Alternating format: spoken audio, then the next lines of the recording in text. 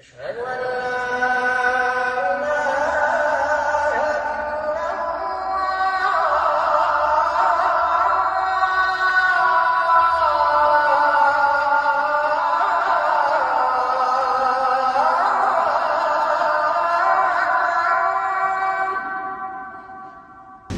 الحمد لله نحمده ونستعينه ونستغفره ونتوكل عليه بالله من شرور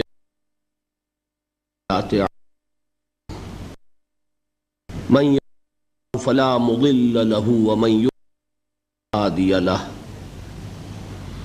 ونشهد أن لا إله إلا الله وحده لا شريك له ونشهد أن سيدنا محمد ورسوله الهدى ودين الحق ليظهره على الدين كله الله شهيدا وعلى آله وأصحابه وسلم تسليما كثيرا. اما بعد فقد قال الله تبارك وتعالى في سورة الحجرات: اعوذ بالله من الشيطان الرجيم بسم الله الرحمن الرحيم.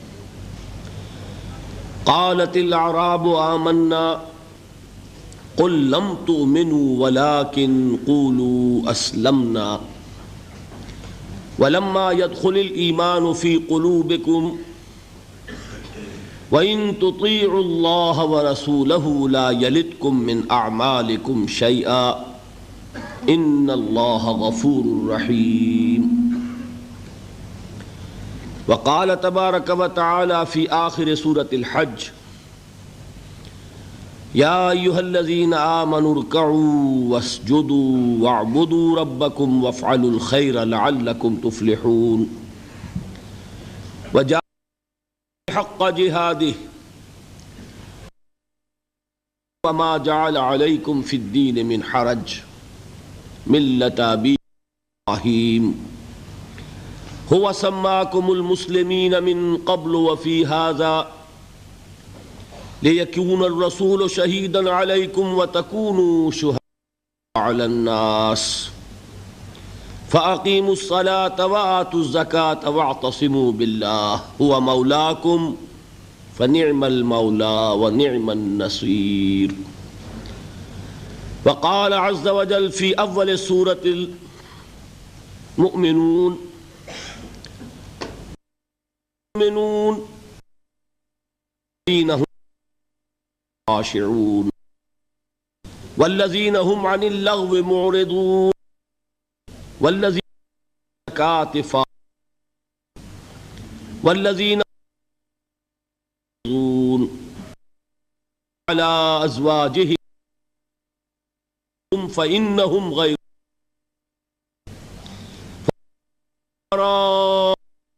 فأولئك والذين هم لأماناتهم وعهدهم راعون والذين صلواتهم يحافظون أولئك هم الوارثون الذين يرثون الفردوس هم فيها خالدون. صدق الله العظيم. اشرح لي صدري ويسر لي أمري واحلل عقدة من لساني يفقهوا قولي. اللهم ربنا نور قلوبنا بالإيمان واشرح صدورنا للإسلام. اللهم وفقنا لما تحب وترضى. اللهم وفقنا أن نجاهد في سبيلك بأموالنا وأنفسنا. اللهم ارزقنا شهادة في سبيلك. آمین یا رب العالمین. محترم صدر مجلس، معزز حاضرین، محترم خواتین، یہ جو اجتماعات منعقد ہو رہے ہیں ان میں حکیم کا جو بیان ہو رہا ہے اس میں تسلسل ہے، اس لیے پچھلے 3 سامنے آئی ہیں ان کے ساتھ آپ کے ذہن میں نہ جڑا تو وہ بات اپنا صحیح نتیجہ پیدا. چند منٹ اس پر لگائیے. میں یہ سمجھتا ہوں کہ آپ میں سے اکثر حضرات پابندی کے ساتھ شرکت فرما رہے ہیں. ایسا بھی ہوگا کہ بعض حضرات نہیں آ سکے، بقیہ 2 دنوں میں آئے ہیں. یہ بھی ہو سکتا ہے جو آج پہلی مرتبہ آ رہے ہیں ان کے لیے خاص طور پر ضروری ہے کہ وہ سمجھ لیں مختصر طور پر کہ یہاں سلسلہ کلام کیا ہے. پہلے دن کی گفتگو تمہیدی تھی، ابتدائی تھی. اس کا عنوان بھی ایک بہت عمومی عنوان تھا، عظمت قرآن. بہرحال اس کے ضمن میں جو بھی اللہ نے توفیق دی میں نے عرض کیا. دوسرے دن آپ کو یاد ہوگا کہ میں نے جو قرآنی شروع کی اور جس میں کہ میں اپنی زندگی کے 20 برس کھپا چکا ہوں. اس کا آغاز سن 65 میں لاہور میں ہوا. یاد ہو اس کے ذمہ مطالعہ قرآن حکیم کے ایک منتخب نصاب کو ابتدائی ذریعہ بنایا ہے قرآن کو متعارف کرانے. اگرچہ اصل قرآن ترتیب بھی وہی ہے کہ جو مصحف کی ہے، سورہ فاتحہ سے سورۃ الناس تک، لیکن اس پورے قرآن کو تسلسل کے ساتھ، غور اور فکر کے ساتھ پڑھنا، تدبر کے ساتھ پڑھنا جو ہمیں کرنا چاہیے، اس کے لیے ایک بڑی مضبوط قوت ارادی کی ضرورت ہے کہ پہلے ایک فیصلہ ہو چکا ہو، ایک ڈٹرمینیشن. اس ڈٹرمینیشن کے لیے، اس فیصلے کے لیے، اس عزم کے لیے، اس ارادے کے لیے میں نے مفید پایا اس کو کہ قرآن مجید کے اہم مضامین سے اگر تعارف کرا دیا جائے منتخب مقامات کے مطالعے سے، تو قرآن مجید کے اہم مضامین سے انسان متعارف ہوتا ہے اور اس سے اس میں ایک شوق پیدا ہوتا ہے، ذہنی مناسبت پیدا ہوتی ہے. اور پھر اللہ کا اگر فضل شامل حال ہو تو اس میں وہ ارادہ پیدا ہو جائے گا کہ وہ پورے قرآن حکیم پر اسی طرح تدبر کرتے ہوئے غور و فکر کرے. اس مطالعہ قرآن حکیم کا جو مرکزی خیال ہے وہ یہ کہ اولاً تو دین کی جامعیت سامنے آ جائے کہ ہمارا دین معروف معنی میں صرف مذہب نہیں ہے بلکہ دین ہے. اس میں مذہب والے حصے بھی ہیں. دیکھیے، ذہن میں رکھیے، لفظ مذہب پورے قرآن میں کہیں نہیں آیا، اور آج ہماری زبانوں پر سب سے زیادہ یہی لفظ چڑھا ہوا ہے. ہمارا مذہب اسلام ہے، حالانکہ پورے قرآن میں یہ لفظ ہی نہیں. حدیث کا بھی جو ذخیرہ میرے مطالعے سے گزرا ہے، میں پورے حدیث کے ذخیرے کا میں دعویٰ نہیں کر سکتا، وہ بہت وسیع و عریض ذخیرہ ہے، لیکن جتنی بھی احادیث میری نگاہ سے گزری ہیں یہ لفظ مذہب کسی حدیث میں بھی نہیں. مذہب کا لفظ ہمارے ہاں سلف استعمال کرتے تھے محدود معنی میں مذہب حنفی، مذہب شافعی، مذہب مالکی، مذہب اہل حدیث، یہ مذاہب ہیں. اسلام مذہب نہیں، اسلام دین ہے. ان الدین عند اللہ الاسلام. دین کہتے ہیں ایک مکمل نظام اطاعت کو، پوری زندگی پر حاوی، پوری زندگی پر مسلط، پوری انسانی زندگی کو اپنے حیطۂ اقتدار میں لینے والی چیز، جس کے لیے جدید اصطلاح کیا ہے؟ نظام. ہم کہتے ہیں نظام. یہ نظام بھی قرآن کا لفظ نہیں ہے، لیکن یہ کہ اگر دین کے مفہوم کو جدید کسی لفظ میں ادا کیا جائے تو وہ نظام ہوگا. دین کیا ہے؟ خدائی نظام ہے، اللہ کا عطا کردہ نظام زندگی ہے.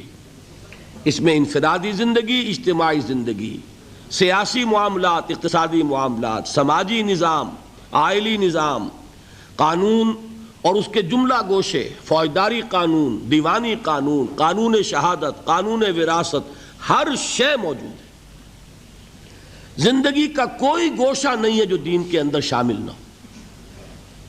اتنی چھوٹی چھوٹی چیزیں بھی اس دین میں شامل ہیں، جس کے بارے میں ایک واقعہ ہے جس سے وضاحت ہو جائے گی کہ یہود نے مسلمانوں کو کچھ چڑھانا شروع کیا کہ ہم نے سنا ہے تمہارے نبی تمہیں بڑی چھوٹی چھوٹی باتوں کی تعلیم دیتے ہیں۔ تو کچھ صحابہ نے حضور سے عرض کیا کہ حضور یہ یہودی یہ کہتے ہیں۔ حضور نے فرمایا کہ تم انہیں جواب دو کہ ہاں ہمارے نبی نے ہمیں استنجا کرنا بھی سکھایا ہے۔ ہمیں تو اس پر فخر ہے کہ انسان کے لیے طہارت اور پاکیزگی یہ بھی نہایت ضروری ہے، اور اس کی تعلیم بھی کون دے گا اگر نبی نہیں دے گا صلی اللہ علیہ وسلم۔ تو ہمارا دین تو وہاں سے لے کر نظام حکومت تک چوٹی کے جو معاملات ہوتے ہیں ان سب پر مشتمل ہے۔ پہلی بات تو یہ سامنے آنی چاہیے کہ اسلام صرف مذہب نہیں، دین ہے۔ میں 2 منٹ آپ کے اور لے لوں، اس کو بھی میں چاہتا ہوں جس طرح میں نے اور باتیں کل عرض کی ہیں بالکل الجبرا کے فارمولوں کی طرح یاد کرنے کے لیے اسی طریقے سے ذہن نشین کیجئے۔ 3 جمع 3 6 امور ہیں جو جمع ہو جائیں تو دین بنتا ہے، اور ان میں سے پہلی 3 چیزیں وہ ہیں کہ جمع ہو جائیں تو صرف مذہب بنتا ہے۔ عقائد، عبادات اور کچھ معاشرتی رسومات۔ معاشرتی رسومات کس کے بارے میں؟ پیدائش، شادی، موت۔ ان 3 چیزوں کو جمع کریں گے، عقائد، عبادات اور کچھ معاشرتی رسومات، یہ تینوں ہیں مذہب۔ دنیا میں مذہب کا تصور یہیں تک ہے۔ اس سے آگے 3 چیزیں کیا ہیں؟ معاشرتی نظام، اقتصادی نظام، سیاسی نظام۔ ان کو جمع کریں گے تو یہ بنے گا اجتماعی نظام، اور ان 6 کو جمع کر لیں گے تو یہ بنے گا دین۔ یہ 6 چیزیں مل کر دین اسلام کی تکمیل ہوتی ہے۔ اس میں عقائد بھی ہیں، عبادات بھی ہیں، رسومات بھی ہیں، پیدائش کے ساتھ عقیقہ ہے، موت کے ساتھ تجہیز و تکفین ہے، نہلانا ہے، نماز جنازہ ہے، تدفین ہے، شادی بیاہ کے لیے نکاح ہے، ایجاب و قبول ہے۔ یہ تمام چیزیں بھی ہیں، لیکن ایک مکمل آئینی نظام، مکمل معاشی نظام، مکمل سماجی نظام، مکمل سیاسی نظام بھی ہے۔ تو 3 جمع 3 جمع کیجئے تو یہ در حقیقت دین بنتا ہے۔ پہلی تو اصل میں ضرورت اس بات کی ہے کہ اسے خوب اچھی طرح ذہن نشین کر لیا جائے۔ دوسری چیز کہ جو اس منتخب نصاب میں زیادہ پیش نظر ہے وہ یہ ہے کہ دینی فرائض کیا ہیں، دین ہم سے چاہتا کیا ہے، ادروع قرآن انسان کی نجات کے لوازم کیا ہیں، شرائط کیا ہیں۔ اس لیے کہ میں آج بھی اسی موضوع پر تفصیل سے گفتگو کر کے آیا ہوں دبئی میں، کہ دیکھیے انسان کا تصور فرائض اگر محدود ہو جائے تو اس کا عمل بھی محدود ہو جائے گا۔ سادہ سی مثال دیا کرتا ہوں کہ کسی شخص کو کہیں ملازم رکھا گیا، اسے گن کر 10 کام بتا دیے گئے، یہ 10 کام تمہیں روزانہ کرنے ہیں۔ اب کوئی ایسا حادثہ ہوا اسے 7 کام بھول گئے، صرف 3 یاد رہ گئے۔ مخلص آدمی ہے، محنتی آدمی ہے، لیکن بھول گیا، 7 کام یاد ہی نہیں، 3 یاد ہیں۔ تو اس کا سارا اخلاص، سارا خلوص، ساری محنت انہی 3 کاموں پہ نکلے گی۔ وہ 3 کام تو وہ کرے گا بڑی اخلاص سے، بڑی محنت سے، جان مار کر، لیکن 7 کام اس میں تو 0 ہوگا، اس لیے کہ وہ تو اس کے سامنے ہی نہیں۔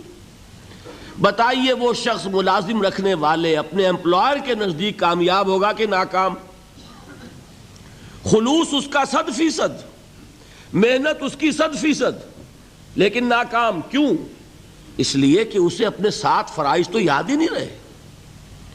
اب آپ سوچئے خدا نہ خواستہ کہیں اگر ایسا ہو کہ ہمیں دین کے بہت سے فرائض یاد ہی نہ ہو، تو جو تھوڑے سے یاد ہیں ان میں اپنا زور لگا رہے ہیں، خلوص سے کر رہے ہیں، تو اللہ تعالیٰ کے ہاں اندیشہ ہے کہ نہیں کہ ناکام قرار پائیں۔ اس لیے بڑی ضرورت ہے کہ دین کے فرائض کیا ہیں، دین ہم سے چاہتا کیا ہے، اس کا تصور واضح ہونا چاہیے۔ اس کے لیے جو میں نے منتخب نصاب مرتب کیا، اس کی جو پہلی صورت ہے، اس کا نقطہ آغاز ہے سورۃ العصر، لہذا دوسرے روز تقریر جو ہوئی میری وہ سورۃ العصر پر ہوئی، راہ نجات۔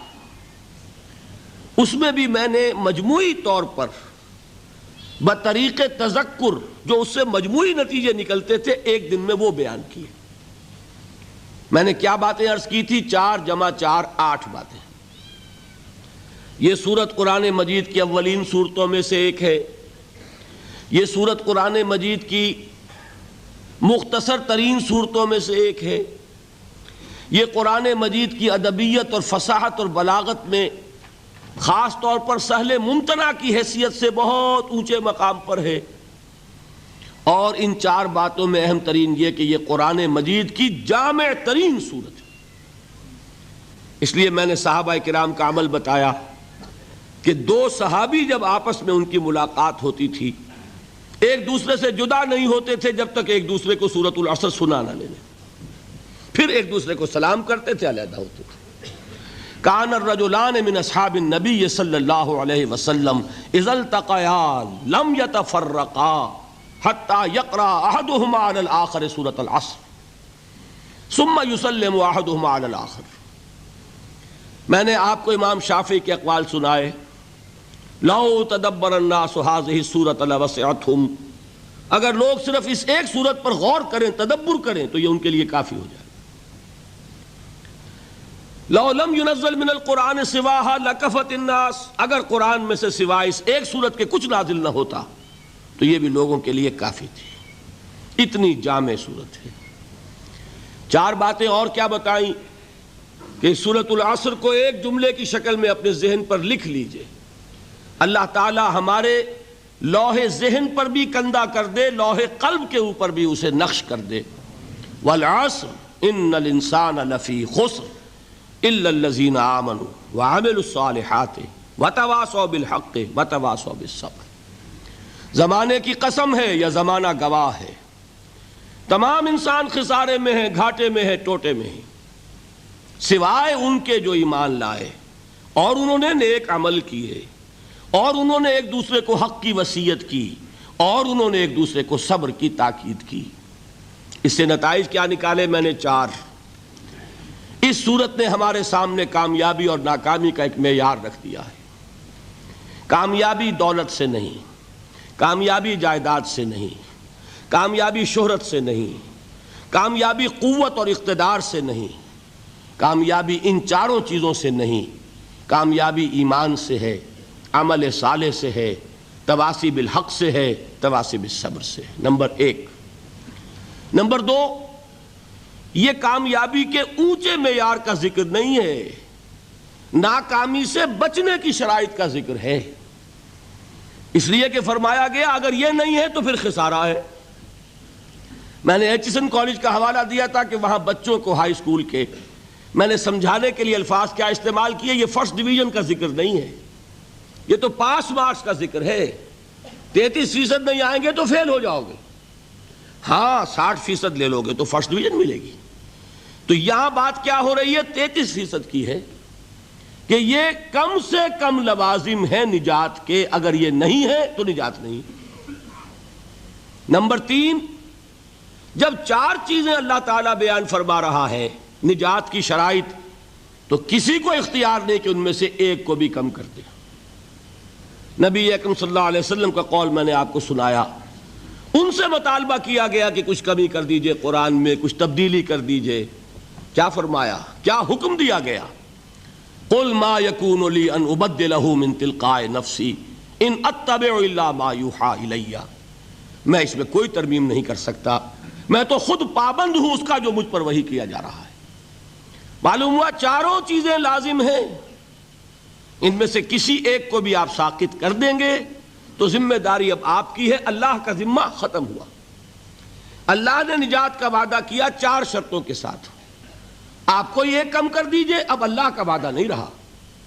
اب کیا ہو جائے گا اگر قرآن مجید کی اصطلاح لیں گے؟ تلک امانیہم، اب یہ ان کی نیک خواہشات ہیں، نیک خواہشات سے بھی اصل مفہوم نہیں سمجھیں گے، انگریزی کا لفظ ہے وشفل تھنکنگ. آپ اپنی خواہشات کو خیالات کا جامہ پہنا دیتے ہیں. یہ ہماری خواہشات ہیں جو اپنے نظریات کی شکل اختیار کر لیتی ہیں.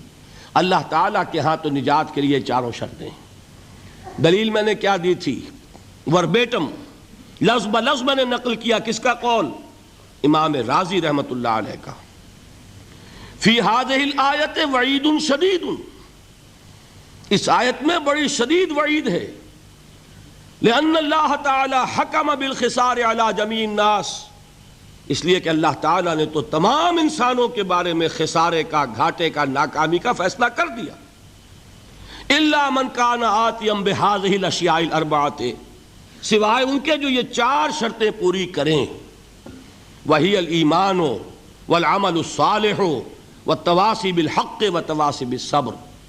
فدل ذلک، اس سے یہ ہمیں رہنمائی ملی، یہ دلیل ہے اس بات کے لیے ان النجات معلقۃ بمجموع هذه الاشیاء، کہ نجات کا دار و مدار ان چاروں چیزوں کے مجموعے پر ہے. بتائیے اب اس کے بعد بھی کوئی اور دلیل ضروری ہے؟ یہاں ایک بات مجھے بعد میں یاد آئی تھی کہ بیان ہونے سے رہ گئی تھی، وہ چوتھی بات نوٹ کر لیجئے. یہ چاروں چیزیں لازم و ملزوم ہیں. اصل میں یہ چار نہیں ہے، یہ آپ کہہ سکتے ہیں کہ ایک ہی چیز ہے.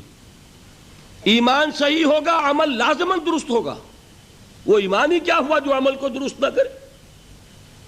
اپنا عمل صحیح ہوگا تو آدمی کسی دوسرے کو بھی غلط کام کرتے ہوئے نہیں دیکھ سکتا. وہ غلطی کو برداشت کرتا ہے تبھی جب کہ اس کے اپنے اندر پانی مر رہا ہو. کہیں اپنے دل میں چور ہوگا تو وہ کسی غلط بات کو برداشت کرے گا، ورنہ جو انسان خود صحیح ہوگا وہ غلطی کو کبھی برداشت نہیں کرے گا. وہ حق کا علمبردار بن جائے گا، پرچارک بنے گا. اور اگر کوئی صاحب سیرت و کردار آدمی ہے تو پھر اس راستے میں جو تکلیف آئے گی پھر پیٹھ نہیں دکھائے گا، جمے گا. ہر چہ باد آباد ما کشتی درا بنداختے. تو یہ چار چیزیں ہیں ہی نہیں، یہ تو کھول کر اللہ نے بتا دیا ہے. حقیقت میں شے ایک ہی ہے. میں اس کی ایک سادہ مثال اور دیا کرتا ہوں. دیکھیے آپ تصور کیجئے کسی شخص کا، کسی انسان کا ہو صاحب سیرت و کردار، کیریکٹر والا آدمی ہو، مرد ہو، بودا نہ ہو، بزدل نہ ہو، کمزور نہ ہو. اس شخص کے سامنے کوئی معاملہ آیا، پہلا کام کیا ہوگا کہ وہ اس میں حقیقت کی تہ تک پہنچے. بات کیا ہے سمجھنی چاہیے، ہوگی کہ نہیں؟ سرسری طور پہ کوئی فیصلہ نہ کر دے، بات کو سمجھے، حقیقت کی تہ تک پہنچے. نمبر دو، جو بات سامنے آئے اسے قبول کرے، پھر گھبرائے نہیں. He must face the reality and accept the reality. اگر صاحب کردار آدمی ہے اس کو خود اختیار کرے. میں سقراط کی مثال دے چکا ہوں. اس نے زہر کا پیالہ پسند کر لیا لیکن حق کو بیان کرنے سے رک جانا اس نے گوارا نہیں کیا. تیسری بات یہ ہوگی اس کا اعلان کرے ڈنکے کی چوٹ کے یہ ہے حقیقت. ایک شے کو حق سمجھنا اور چھپا لینا یہ بزدلی ہے، یہ بوداپن ہے، یہ سیرت و کردار کی بات نہیں. اور آخری بات کیا ہوگی؟ حق تو آپ کو معلوم ہے کڑوا ہوتا ہے. کوئی ناراض ہوتا ہے تو ہوا کرے، کسی کی تیوری پر بل پڑتے ہیں تو پڑے، کسی کو ناگوار ہو تو ہو. آپ کو حق بات کہنی ہے اور جو تکلیف آئے جھیلنی ہے. اگر انسان صاحب کردار ہے، صاحب سیرت ہے، کریکٹر والا انسان ہے، مرد ہے وہ واقعتاً، تو یہ چاروں چیزیں لازم ہیں. پہلے حق کو معلوم کرنا، وہ کیا ہے؟ ایمان. اس پوری کائنات کا حق کیا ہے؟ ایمان. اس کو قبول کرنا، اس کے مطابق اپنے عمل کو اختیار کرنا. نمبر دو، اس کا پرچار کرنا، اس کا اعلان کرنا. نمبر تین، اور اس میں جو تکلیف آئے اس کو جھیلنا. چار چیزیں لازم و ملزوم ہیں. کسی ایک جگہ پر بھی اگر فل سٹاپ لگ گیا تو نتیجہ یہ نکلے گا کہ آدمی بودا تھا، کچا تھا، جواں مرد نہ تھا، جواں ہمت نہ تھا، صاحب سیرت نہ تھا، صاحب کردار نہ تھا، بودا انسان. یہ ہے سورۃ العصر. اس کے بعد اب ہم نے شروع کیا ہے ان چاروں میں سے ایک ایک کو لے کر اس پر گفتگو. کل ایمان پر بحث ہوئی، میں نے 9 ابواب گنوائے تھے کتاب الایمان کے، جس میں سے 7 ہم پڑھ چکے۔ کیا؟ ایمان کے لفظی معنی ذہن میں تازہ کر لیجئے، میں نہیں بیان کروں گا اب۔ ایمان کا اصطلاحی مفہوم ذہن میں تازہ کیجئے، ایمان کا موضوع، ایمانیات کی تفصیل، ایمانیات ثلاثہ کی باہمی نسبت، پھر ایمان اور عمل، ایمان اور جہاد، اور ایمان اور امن۔ یہ 9 تھے، جن میں سے کہ 7 بیان ہو چکے، 2 رہ گئے۔ آج اب میں لے رہا ہوں ایمان اور عمل صالح۔ اسی میں بات آ جائے گی کہ عمل صالح سے مراد کیا ہے، اور اسی میں چونکہ کل ہماری گفتگو چل رہی تھی ایمان کے حوالے سے، تو ایمان اور عمل صالح کا ربط و تعلق کیا ہے۔ دیکھیے آج کی گفتگو کو اب ہم شروع کریں گے۔ وہ جو 2 درجے معین کیے تھے ایمان کے، کہ ایک ہے قانونی ایمان، ایک ہے حقیقی ایمان۔ قانونی ایمان کے لیے ایک اور لفظ بھی ہے جس کا نام اسلام ہے۔ قانونی ایمان کا حاصل کیا ہے؟ دنیا میں کسی کو مسلمان سمجھا جائے، اس کے ساتھ مسلمان کا سا معاملہ کیا جائے۔ اور حقیقی ایمان کا حاصل کیا ہے؟ کہ آخرت میں اسے مومن سمجھا جائے اور اس کا وہ معاملہ کیا جائے کہ جو صاحب ایمان کے لیے اللہ تعالیٰ نے بیان فرمایا۔ اس کے لیے اب ذرا سورہ حجرات کی اس آیت نمبر 14 کو اچھی طرح پکا لیں اپنے ذہن میں، جو میں نے آج سب سے پہلے تلاوت کی۔ فرمایا قالت الاعراب آمنا، یہ بدو کہہ رہے ہیں کہ ہم ایمان لے آئے۔ اعراب جمع ہے اعرابیون کی۔ اعرابی آپ کو معلوم ہے بدو لوگ، خانہ بدوش لوگ۔ عرب کی اکثریت ایسے ہی لوگوں پر مشتمل تھی اور آج بھی ہے۔ یہ تو شہر اب بن رہے ہیں، بہت بڑا شہر آپ نے بنا لیا ابو ظبی اور دبئی، ورنہ یہاں کیا تھا؟ خانہ بدوش قبائل۔ ہاں مکہ ایک شہر تھا، مدینہ ایک شہر تھا، طائف ایک شہر تھا، چند شہر تھے۔ باقی اکثر یہاں کون تھے؟ بدو لوگ۔ ان بدوؤں میں سے کچھ لوگوں کی ایک بات بیان ہو رہی ہے کہ یہ دعویٰ کر رہے ہیں کہ ہم ایمان لے آئے۔ کوئی لفظ مشکل نہیں ہے، قالت الاعراب آمنا، یہ سب بدوؤں کی بات نہیں ہے۔ یہاں الف لام جو آیا یہ لام حصر نہیں ہے، بلکہ یہ خاص لوگوں کو بیان کر رہا ہے۔ حضور سے فرمایا گیا قل، اے نبی ان سے کہہ دیجئے، لم تؤمنوا، تم ہرگز ایمان نہیں لائے ہو۔ ذرا غور کر لیجئے گا، اتنا تو میں سمجھتا ہوں کہ شد بد کا معاملہ آپ کا یہاں ہوگا عربی کا، کہ عربی میں کہنا ہو کہ تم ایمان نہیں لائے تو اس کا عام اسلوب کیا ہوگا؟ ما آمنتم، فعل ماضی پر ما لگے گا۔ لیکن جب اس میں زور دینا ہو ہرگز ایمان نہیں لائے تو کہا جائے گا فعل مضارع پر لم داخل کر کے ادھر سے نون گرے گا، مضارع ہو جائے گا خفیف۔ لم تؤمنوا، تم ہرگز ایمان نہیں لائے ہو۔ اچھا ایمان نہیں لائے تو کیا کافر ہو؟ نہیں، یہ بھی نہیں۔ ولیکن قولوا اسلمنا، بلکہ یوں کہو، لیکن وہی ہے جو ہم لیکن کہتے ہیں، لیکن وہیں سے آیا ہے، عربی میں لیکن ہے۔ لیکن قولوا، کہو، اسلمنا، ہم اسلام لے آئے۔ بتائیے بات واضح ہو گئی، اسلام اور ہے، ایمان اور ہے۔ ایک گروہ ہے جس کے ایمان کی نفی کلی، ہرگز ایمان نہیں لائے، لیکن ان کا اسلام تسلیم ہے، قبول ہے۔ تم یہ کہہ سکتے ہو کہ ہم اسلام لے آئے، ہم نے اطاعت قبول کر لی، لیکن ہو سکتا ہے اللہ تعالیٰ کا علم کامل ہے نا، وہ جانتا ہے بڑے بڑے منطقی اور بڑے بڑے ذہین لوگ ہیں، کوئی نہ کوئی راستہ نکال لیں گے۔ مزید راستہ بند کرنے کے لیے فرمایا وَلَمَّا يَدْخُلِ الْإِيمَانُ فِي قُلُوبِكُمْ، ابھی تک ایمان تمہارے دلوں میں داخل نہیں ہوا۔ اب بات واضح ہو گئی، کوئی اب امکان نہیں رہا، بات واضح ہو گئی کہ ایمان تمہاری زبان پر تو آ گیا ہے، اقرار باللسان تو ہو گیا، at the tip of your tongues تم نے کہہ دیا نشہد ان لا الہ الا اللہ ونشہد ان محمد رسول اللہ۔ زبان سے تم نے کہہ دیا آمنت باللہ وملائکتہ وکتبہ ورسلہ والیوم الآخر والقدر خیرہ وشرہ من اللہ تعالی والبعث بعد الموت. زبان سے تم نے کہہ دیا آمنت باللہ کما ہوا باسمائہ وصفاتہ وقبلت جمیع احکامہ اقرار باللسان وتصدیق بالقلب. لیکن یہ سب کچھ زبان سے ہی کہا ہے نا، ابھی دلوں میں یہ بات داخل نہیں ہوئی. بات سمجھ میں آئی؟ معلوم ہوا کہ جب تک دل میں داخل نہ ہو مومن نہیں کہہ سکتے. ہاں مسلم کا تمہیں تسلیم کر لیا جائے گا، مسلمان مان لیا جائے گا، تم اسلام کا دعویٰ کر سکتے ہو، ایمان کا دعویٰ نہیں کر سکتے. ایمان کا دعویٰ حقیقتاً اس وقت ہوگا جبکہ وہ ایمان تمہارے دلوں میں داخل ہو جائے، جاگزیں ہو جائے، راسخ ہو جائے.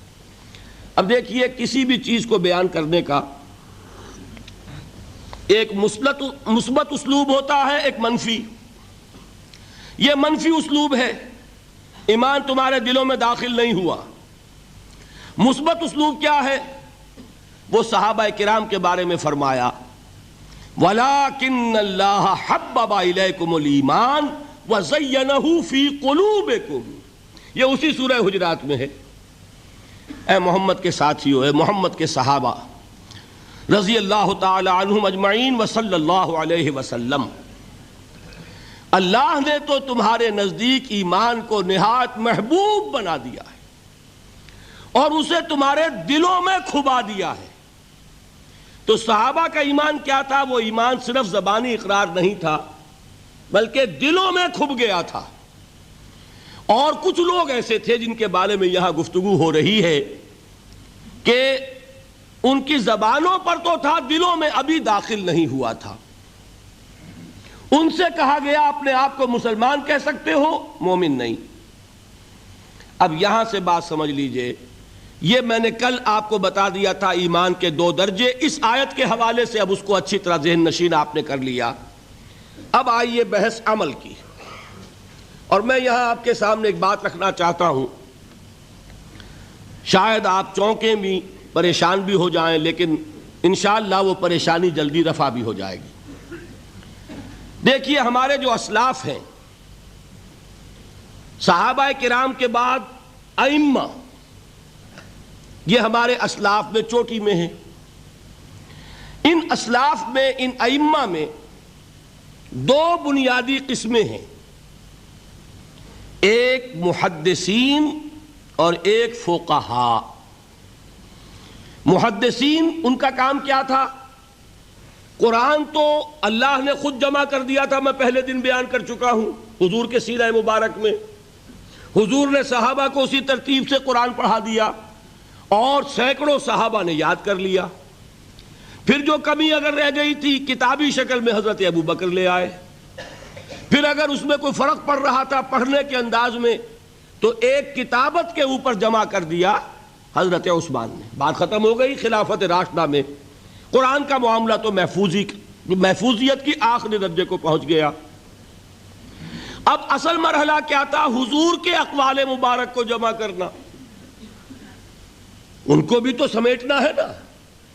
صحابہ ہیں، منتشر ہو گئے ہیں، کوئی صحابی کوفے چلے گئے، کوئی صحابی دمشق چلے گئے، کوئی کہیں چلے گئے، کوئی کہیں چلے گئے. میزبان رسول جو ہے وہ دفن ہے قسطنطنیہ کی فصیل کے باہر، حضرت ابو ایوب انصاری رضی اللہ تعالی عنہ. اب ان سب کے پاس، کسی کے پاس اتنی احادیث، کسی کے پاس اتنی احادیث، ان کو جمع کرنے کا کام، پھر چھان پھٹک کرنے کا کام، پھر مرتب کرنے کا کام یہ کس نے کیا؟ محدثین کرام نے. بہت بڑے محسن ہیں اس امت کے محدثین کرام، پوری زندگیاں کھپائیں. ایسا بھی ہوا ہے ایک صحابی مدینے سے چلتے ہیں، ایک محدث مدینے سے چلتے ہیں، انہیں معلوم ہوتا ہے کہ ایک صحابی دمشق میں ہے. ایک حدیث وہ بیان کرتے ہیں، ذرا باریک باتیں سمجھ لیجئے گا. ان کو وہ حدیث معلوم تھی لیکن وہ حدیث 3 راویوں کے راستے سے آ رہی تھی. ان کے پاس جو حدیث تھی وہ 2 راویوں کے حوالے سے تھی. اب وہ جاتے ہیں اور وہ بیت المقدس کا اور وہ دمشق کا سفر کرتے ہیں صرف اس حدیث کو سننے کے لیے، سواری سے اترتے بھی نہیں۔ میں نے سنا ہے آپ حضور کی یہ حدیث بیان کرتے ہیں، جی ہاں، ذرا مجھے سنا دیجئے، سنا دیا، ویسے ہی اپنے اونٹ کی جو ہے گردن موڑ لی کہ واپس، بھائی اترو، ٹھہرو، قیام کرو۔ نہیں، میں صرف ایک حدیث رسول تم سے سننے کے لیے آیا تھا، میں اپنے اس سفر میں کوئی اور مقصد جمع نہیں کرنا چاہتا۔ یہ کام کیا محدثین نے۔ بہرحال میں اس وقت جمع و تدوین حدیث کے موضوع پر میری گفتگو نہیں ہے، لیکن چونکہ ہمارے اس جدید دور کے فتنوں میں ایک فتنہ ہے انکار حدیث کا۔ لوگ سمجھتے ہیں جیسے کہ ڈرائنگ رومز میں بیٹھے ہوئے آرام سے کتابیں پڑھتے ہیں، شاید ایسے ہی محدثین کا کام تھا۔ انہوں نے جس طرح زندگیاں لگائی ہیں اور جس طریقے سے حدیث کو جمع کرنے کے لیے مشقتیں جھیلی ہیں، اس کا آج ہم تصور نہیں کر سکتے۔ اچھا، وہ تو محدثین کرام ہیں، ان میں بھی اب ایک کا نام نوٹ کر لیجئے، چوٹی پہ کون ہے؟ امام بخاری، امام مسلم، امام ترمذی، امام احمد ابن حنبل، امام ابن ماجہ، امام ابو داؤد، سب ہیں، لیکن چوٹی پر رئیس المحدثین کون ہے؟ امام بخاری۔ اچھا، اب تیسرا طبقہ ہے ہمارے ہاں، دوسرا، وہ ہے فقہا۔ قرآن بھی جمع ہو گیا، حدیث بھی آ گئی، اب اس سے احکام نکالنے بھی تو ہے نا، استدلال کرنا ہے، حدیثوں کو جوڑنا ہے، قرآن کے ساتھ ان کا ربط تلاش کرنا ہے، اور پھر کوئی حکم تلاش کرنا ہے، اجتہاد کرنا ہے۔ یہ کام جنہوں نے کیا انہیں ہم کیا کہتے ہیں؟ فقہائے کرام۔ اور ان میں بہرحال جو لوگ یہاں جمع ہیں، مجھے یقین ہے کہ وہ اس بات کو تسلیم کرتے ہوں گے کہ ان میں چوٹی پر ہیں امام ابو حنیفہ رحمۃ اللہ علیہ، امام اعظم۔ ٹھیک ہے، کسی کی رائے ذرا مختلف بھی ہو سکتی ہے، کوئی شافعی مسلک کا ہے تو امام شافعی کو بہرحال وہ اونچا درجہ دے گا، مالکی مسلک کا ہے تو امام مالک سے اسے زیادہ نسبت ہے، لیکن واقعہ یہ ہے پوری دنیا نے تسلیم کیا ہے کہ قانون کا جتنا سینس امام ابو حنیفہ کو ہے، قانون ایک علیحدہ شے ہے، اخلاقیات علیحدہ چیز ہیں، ایک شے کا اخلاقی تقاضا کچھ اور ہے، قانونی تقاضا کچھ اور ہے۔ آپ کو کسی نے تھپڑ مارا، اخلاقی تقاضا کیا ہے؟ معاف کر دو بھائی، اور قانونی تقاضا کیا ہے؟ جوابی تھپڑ رسید کرو، اس لیے کہ اگر یہ نہیں کرو گے تو اس کی ہمت افزائی ہوگی، یہ کسی اور کو بھی تھپڑ مارے گا۔ قانون کا تقاضا یہ ہے، السن بالسن، دانت کا بدلہ دانت، والأذن بالأذن، کان کا بدلہ کان، قانون یہ ہے۔ اور اخلاق کا تقاضا کیا ہے؟ وَإِن تَعْفُوا وَتَصْفَحُوا وَتَغْفِرُوا، اگر تم بخش دو، معاف کر دیا کرو، لوگوں سے درگزر کیا کرو، فَإِنَّ اللَّهَ غَفُورٌ الرَّحِيمٌ، تو اللہ بھی تو غفور الرحیم ہے۔ تقاضے متضاد ہو گئے کہ نہیں؟ کسی معاملے کے اخلاقی پہلو کو پر نظر رکھنا یہ اور مزاج ہوگا، اور کسی معاملے کے قانونی پہلو کی گہرائی میں اترنا یہ اور مزاج ہے۔ میں اپنا احساس عرض کر رہا ہوں، اور دنیا میں جو بات مانی گئی ہے کہ جس کا نام لیگل سینس ہے، قانون کا ایک فہم، اس میں دنیا کا کوئی شخص مقابلہ نہیں کر سکتا امام ابو حنیفہ کا۔ آپ صحابہ کو ان سے مستثنیٰ کر دیجئے، ظاہر بات ہے انبیاء اور رسولوں کا معاملہ نہیں ہے، تو باقی انسانی نوع انسانی کے اندر امام ابو حنیفہ کا پلے کا کوئی شخص، ان کے برابر کا کوئی شخص قانون کا فہم رکھنے والا آج تک پیدا نہیں ہوا۔ تو سید الفقہاء کون ہوئے؟ امام ابو حنیفہ۔ اور رئیس المحدثین کون ہے؟ امام بخاری۔ یہ ساری جو میں نے اس وقت آپ کو تمہید بیان کی، وہ اس مسئلے کے لیے پریشان کن مسئلہ یہ ہے کہ امام ابو حنیفہ کی طرف یہ بات منسوب ہے کہ وہ یہ فرماتے ہیں الایمان قول، ایمان نام ہے صرف قول کا، عمل اس میں زیر بحث نہیں آتا، ولا یزید ولا ینقص، وہ ایمان نہ گھٹتا ہے نہ بڑھتا ہے۔ ایک سٹیٹمنٹ سمجھ میں آ گیا نا؟ اب دوسرا سٹیٹمنٹ سنیے، وہ ہے امام بخاری کا، رئیس المحدثین کا، الایمان قول وعمل، ایمان نام ہے قول اور عمل کے مجموعے کا، قول اور عمل دونوں چیزیں ایمان میں شامل ہیں۔ وَيَزِيدُ وَيَنْقُصُ، وہ گھٹتا بھی ہے بڑھتا بھی ہے۔ ایک مسلمان کو پریشان ہو جانا چاہیے کہ نہیں؟ ایمان جیسی بنیادی بات، سارا قصر تو یہیں سے تعمیر ہونا ہے، جڑ بنیاد ایمان ہے۔ ایمان کے بارے میں کوئی 14ویں صدی کے 15ویں صدی ہجری کے کوئی علماء ہوں، بڑے سے بڑے ہوں، ان کا اختلاف ہو جائے تو تشویش نہیں ہوگی۔ یہ کن کے درمیان اختلاف ہو رہا ہے؟ رئیس المحدثین امام بخاری اور سید الفقہاء امام ابو حنیفہ، اور کتنا بنیادی اختلاف، بظاہر متضاد باتیں، بظاہر کہہ رہا ہوں میں نے کہا تھا مجھے پہلے آپ کو پریشان کرنا ہے، پھر تاکہ آپ کی سمجھ میں بات آئے یہ پریشانی رفع کیسے ہوتی ہے، اسی سے علم میں اضافہ ہوتا ہے۔ بات جو ہے وہ گہرائی کے ساتھ سمجھ میں آتی ہے کہ مسئلہ پہلے سامنے ہو، مسئلے کی اہمیت سامنے نہیں ہوگی تو آپ توجہ اتنی نہیں کریں گے۔ تو دیکھیے تضاد کتنا ہے، بعد المشرقین جسے کہتے ہیں ہم اپنے محاورے میں، کہ ایک مشرق کی بات ہے تو دوسری مغرب کی ہے۔ الایمان قول، نہیں، الایمان قول وعمل، تضاد ہے نا۔ لا یزید ولا ینقص، نہیں، یزید وینقص۔ تو یہ تو معلوم ہوتا ہے کہ بہت زبردست اختلاف ہے جو حل نہیں ہو سکے گا۔ اللہ تعالیٰ کا شکر ادا کرتا ہوں، اس نے اس کا حل سمجھایا، اور کیسا سمجھایا؟ میں پورے انشراح صدر کے ساتھ کہہ رہا ہوں، اس میں کوئی تصنع نہیں، کوئی تکلف نہیں۔ میرے نزدیک دونوں باتیں 100% درست ہیں۔ یہ نہیں کہ 50% یہ درست 50% وہ درست، نہیں، یہ بھی 100% درست، یہ بھی 100% درست۔ فرق کیا ہے؟ محل مختلف ہے۔ امام ابو حنیفہ قانونی ایمان کی بات کر رہے ہیں، اور امام بخاری حقیقی ایمان کی بات کر رہے ہیں۔ قانونی ایمان کے اعتبار سے 100% درست ہے یہ بات کہ وہ صرف قول ہے، عمل نہیں، زیر بحث آئے گا۔ ایک شخص نماز نہیں پڑھتا کافر نہیں ہے، نماز کا منکر ہو جائے کافر، زکوٰۃ نہیں دیتا فاسق ہے، فاجر ہے، کافر نہیں ہے، زکوٰۃ کہہ دے کہ ہے ہی نہیں دین میں، کافر۔ فرشتہ کس نے دیکھا؟ کیا پتا کیسا ہوتا ہے؟ حضور نے بھی اصل فرشتہ اپنی اصل ملکی شکل میں صرف 2 دفعہ دیکھا ہے، ورنہ تو انسانی شکل میں آتا تھا یا نظر ہی نہیں آتا تھا۔ 2 باتیں تھیں، وہی ہو جاتی تھی، نظر کوئی نہیں آتا تھا، یا انسانی شکل میں نظر آیا۔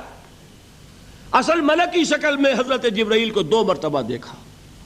وَلَقَدْ رَآهُ بِالْأُفُقِ الْمُبِينِ وَلَقَدْ رَآهُ نَزْلَةً أُخْرَى عِنْدَ سِدْرَةِ الْمُنْتَهَى، ایک مرتبہ افق مبین پر دیکھا، ایک مرتبہ سدرۃ المنتہا کے پاس جبرائیل اپنی اصل شکل میں ظاہر ہوئے۔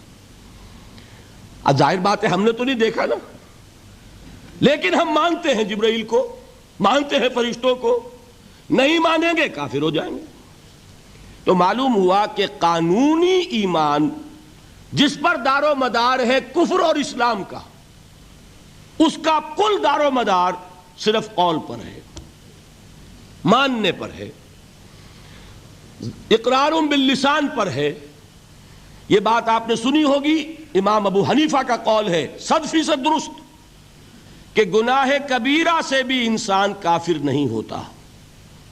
کبیرہ گناہ ہے، شراب پی ہے، کافر نہیں ہے، حد لگا دو۔ حضرت عمر نے اپنے بیٹے پر حد جاری کی، ایک مرتبہ مصر میں حد جاری ہو چکی تھی، لیکن حضرت عمر کو احساس ہوا کہ وہاں شاید رعایت کی گئی ہوگی خلیفہ کے بیٹے پر حد جاری کرنے میں، لہذا پھر بلایا اپنے پاس اور دوبارہ حد جاری کی۔ حد جاری کرو لیکن کافر نہیں ہوگا۔ اگر کسی سے زنا ہو گیا ہے، میں آپ کو واقعہ سنا چکا، غامدی خاتون، حد جاری ہو جائے گی، لیکن یہ کہ اس کو کافر نہیں کہہ سکتے۔ کافر کیا کہیں گے؟ میں تو سنا چکا آپ کو کہ ذرا کسی نے کہہ دیا بے حیا عورت تھی تو حضور نے کیسی ڈانٹ پلائی ہے، کتنا اس کا رتبہ بیان کیا ہے۔ اس نے تو وہ توبہ کی ہے کہ مگر مدینے کی پوری آبادی پر اس کو تقسیم کر دیا جائے تو سب کی نجات کے لیے کافی ہو جائے۔ معلوم ہوا تکفیر اور ہے اور کسی کا فاسق و فاجر ہونا اور ہے، اس میں حد فاصل انسان کا اقرار ہے۔ البتہ حقیقی ایمان، اب یہاں زمین و آسمان کا فرق آ جائے گا۔ ایمان دل میں اتر جائے تو کون نہیں جانتا کہ دل میں جو بات اتر جائے وہ عمل پر ضرور اثر انداز ہوتی ہے۔ یہ بات سیدھی سی ہے، دل میں یقین ہو عمل اس کے مطابق ہوگا۔ 2 اور 2 4 کی طرح مثالیں دے دوں آپ کو۔ آپ کو یقین ہے آگ جلاتی ہے، آپ ہاتھ ڈالتے ہیں اس میں، کیوں؟ یقین ہے کہ جلاتی ہے، لہذا کوئی شخص ہاتھ نہیں ڈالے گا۔ غلطی سے پڑ جائے تو پڑ جائے، جان بوجھ کے کون ڈالے گا؟ اچھا، میں بلکہ یہاں تک کہا کرتا ہوں کہ یقین تو بڑی دور کی شے ہے، گمان بھی ہو، گمان، اس کا نتیجہ بھی عمل میں نکل آتا ہے۔ کون شخص نہیں جانتا کہ سارے سانپ زہریلے نہیں ہوتے؟ معلوم ہے نا؟ لیکن جو سانپ ہے پتہ نہیں کم بخت یہ زہریلا ہے کہ نہیں؟ یقین نہیں ہے کہ یہ زہریلا ہے، ہو سکتا ہے کہ زہریلا ہو، صرف ظن ہے نا، آپ قریب پھٹکتے ہیں اس کے۔ معلوم ہوا کہ یقین تو بڑی شے ہے۔ وہ تو میں نے اقبال کے آپ کو شعر سنایا بارہا، یقین پیدا کرے ناداں یقین سے ہاتھ آتی ہے، وہ درویشی کے جس کے سامنے جھکتی ہے فغفوری۔ یہ اولیاء اللہ کون تھے؟ صاحب یقین ہی تو تھے، اور کون تھے؟ جن کے سامنے بادشاہ جھکتے تھے۔ شیخ عبد القدوس گنگوہی رحمت اللہ علیہ کس زمانے میں تھے؟ یہ ابراہیم لودھی اور اکبر کا زمانہ، بابر کا زمانہ، جب جنگ ہوئی ان کے مابین۔ ابراہیم لودھی چل کر آیا ہے کہ بابر آ گیا ہے، میں جا رہا ہوں مقابلے کے لیے، پانی پت کی پہلی جنگ ہونے والی ہے، میرے لیے دعا کر دیجئے۔ فرماتے ہیں ذرا ہٹ جاؤ، ہماری دھوپ چھوڑ دو۔ دعا نہیں کی اور وہ شکست اس نے کھائی، مارا گیا۔ ان سے بھی پہلے کی بات ہے، نظام الدین اولیاء رحمت اللہ علیہ 7 بادشاہوں کا زمانہ دیکھا ہے۔ کسی بادشاہ سے ملنے کا تو خیر سوال ہی نہیں، اس کے پاس جانے کا سوال نہیں، کسی کو اجازت نہیں دی حاضر ہونے کی۔ ایک بادشاہ نے کہا کہ آپ کیسے روک سکتے ہیں، میں آ جاؤں گا۔ تو جواب یہ لکھوایا ہے کہ درویش نے اپنے گھر کے 2 دروازے رکھے ہوئے ہیں، بادشاہ ایک دروازے سے داخل ہوگا، درویش دوسرے سے نکل جائے گا۔ بادشاہ چاہتا ہے اذن باریابی، اور سلطان الہند پھر کون ہوا؟ سلطان الہند تو پھر نظام الدین اولیاء ہوئے، جس کی قدم بوسی کے لیے بادشاہ آنا چاہتا ہے اور وہ اجازت نہیں دے رہے، اس لیے ان کا نام ہے سلطان الہند، حضرت نظام الدین اولیاء رحمت اللہ علیہ۔ تو یہ جان لیجئے۔ ایک اور کا واقعہ ابو علی قلندر کا، نواب ٹونک نے جاگیر کے لیے ایک وثیقہ بھیج دیا، ہم نے آپ کی خانقاہ کے لیے اتنے گاؤں کی جاگیر لکھ دی۔ اسی کاغذ کے پشت پر ایک شعر لکھا، ما آبروئے فقر و قناعت نباختیم، با میر خان بگوئے کہ روزی مقدر است۔ جاؤ میر خان سے کہہ دو، نواب ٹونک سے، ہماری روزی اللہ کے ہاں مقدر ہے، لکھی ہوئی ہے، ہم تمہارے ہاتھ اپنے فقر اور درویشی کی عزت بیچنا نہیں چاہتے، لے جاؤ اپنا وثیقہ۔ کون تھے یہ؟ صاحب یقین۔ یقین پیدا کرے ناداں یقین سے ہاتھ آتی ہے، وہ درویشی کہ جس کے سامنے جھکتی ہے فغفوری۔ شہنشاہ ہند اذن باریابی چاہے اجازت نہ ملے، وہ یقین کی بات ہے۔ آپ سوچئے یقین پیدا ہو جائے تو کیا ہوگا؟ اس کی ایک شکل تو میں کل آپ کو دکھا چکا، توکل ہوگا، راضی برضا ہوں گے، خوف نہیں ہوگا، حزن نہیں ہوگا، ڈر کاہے کا؟ میرا محافظ میرا رب۔ اچھا، اس نے ہی کوئی چیز میرے لیے لکھ دی ہے تو کون محافظ ہو سکتا ہے؟ اور اللہ سے بچانے والا کوئی ہے؟ اور ہم اللہ کی طرف سے مقرر کردہ کسی چیز سے بھاگیں گے کیا؟ وہ تو ہمارا محبوب ہے، محبوب کی رضا اسی میں ہے، حاضر ہیں ہم۔ نہ شود نصیب دشمن کے شود ہلاکے تیغت، سری دوستاں سلامت کے تو خنجر آزمائی۔ بتائیے کوئی خوف ہوگا، کوئی حزن ہوگا؟ الا ان اولیاء اللہ لا خوف علیہم ولا هم یحزنون۔ یہ ہے معاملہ ایک۔ دوسرا معاملہ یہ، کیا دل میں یہ یقین ہو کہ اللہ ہے اور مجھے دیکھ رہا ہے اور مجھے اس کے حضور میں حاضر ہونا ہے، پھر بھی آپ شراب پی سکیں گے؟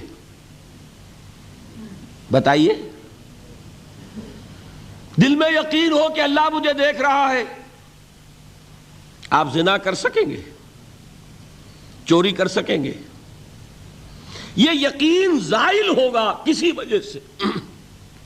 اس یقین پر غفلت کے کوئی پردے پڑ جائیں گے تو گناہ ہو سکتا ہے، یقین موجود ہو تو گناہ نہیں ہو سکتا۔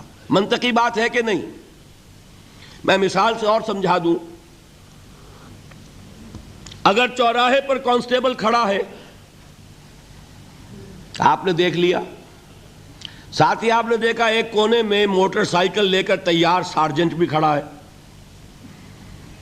آپ کی گاڑی صحیح جگہ آ کے رک جائے گی نا،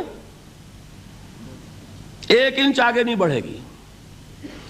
اور اگر آپ نے دیکھا کہ چوراہا خالی ہے، کوئی دیکھنے والا ہے نہیں، تو اچھے اچھے بھی دائیں بائیں دیکھ کے نکل جاتے ہیں کہ نہیں؟ صحیح بات کیجئے۔ آدمی اپنے آپ کو دھوکہ دیتا ہے، بھائی یہ سارے ٹریفک رولز بچاؤ کے لیے ہے نا، تو دور دور تک کوئی ٹریفک نہیں ہے، خامخواہ کھڑا رہوں میں یہاں کائے کے لیے؟ لیکن دور دور تک کوئی ٹریفک نہ ہو لیکن سارجنٹ کھڑا ہو، پھر آپ پابندی کریں گے کہ نہیں؟ حالانکہ اس کی کیا حیثیت ہے، کیا اس کی تنخواہ، کیا اس کی حیثیت، کیا اس کی اتھارٹی، کتنی وہ سزا دلوا دے گا؟ اول تو پاکستان میں تو 2-4 روپے سے وہی معاملہ طے ہو جائے گا، اس سے زیادہ کی بات ہی نہیں۔ لیکن یہ کہ وہیں آپ کی گاڑی آ کر رک جاتی ہے۔ اگر یہ یقین ہو کہ اللہ ہے اور مجھے دیکھ رہا ہے، تو کیا اس کا قانون توڑیں گے آپ؟ یقین والے ایمان کے ساتھ معصیت جمع نہیں ہو سکتی۔ قانونی ایمان کے ساتھ معصیت کے ڈھیر لگ سکتے ہیں، جیسے کہ ہمارے ہاں ہے لما تقولون ما لا تفعلون کبر مقتا عند اللہ ان تقولوا ما لا تفعلون۔ اے ایمان کے دعوے دارو، کیوں کہتے ہو جو کرتے نہیں ہو؟ اللہ کے غضب کو بھڑکانے والی ہے یہ بات کہ تم کہو جو کہ کرتے نہیں ہو۔ ہماری امت کی اکثریت کا حال یہی ہے کہ نہیں؟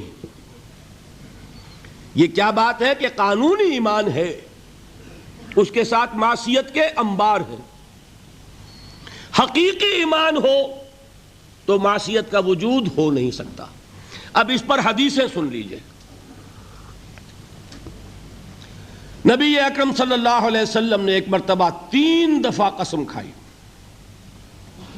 واللہ لا یؤمنو، واللہ لا یؤمنو، واللہ لا یؤمنو۔ خدا کی قسم وہ شخص مومن نہیں، خدا کی قسم وہ شخص مومن نہیں، خدا کی قسم وہ شخص مومن نہیں۔ واقعہ یہ ہے کہ ہم تصور نہیں کر سکتے کہ صحابہ کیسے لرز گئے ہوں گے، کانپ اٹھے ہوں گے۔ کون وہ بدبخت ہے، کون وہ شقی ہے جس کے بارے میں اللہ کے رسول 3 دفعہ قسم کھا کر فرما رہے ہیں کہ وہ صاحب ایمان نہیں۔ قیل من یا رسول اللہ، کسی نے ڈرتے ڈرتے پوچھا ہوگا اے اللہ کے رسول کس کے بارے میں ارشاد فرما رہے ہیں؟ اب جواب سنیے، الذی لا یامن جارہ بوائقہ، وہ شخص کے جس کی ایذا رسانی کی وجہ سے، جس کی بدخلقی کی وجہ سے اس کا پڑوسی امن میں نہیں ہے۔ یہ کوئی گناہ کبیرہ ہے؟ آپ کی فہرست میں تو گناہ ہی نہیں، کبیرہ کیا سوال، صغیرہ بھی نہیں۔ زیادہ آپ یہ کہیں گے کہ ذرا بد اخلاقی ہے، کج خلقی ہے، بس اچھا کردار کا معاملہ نہیں ہے، یہ کہیں گے، گناہ کی فہرست میں نہیں آئے گی بات۔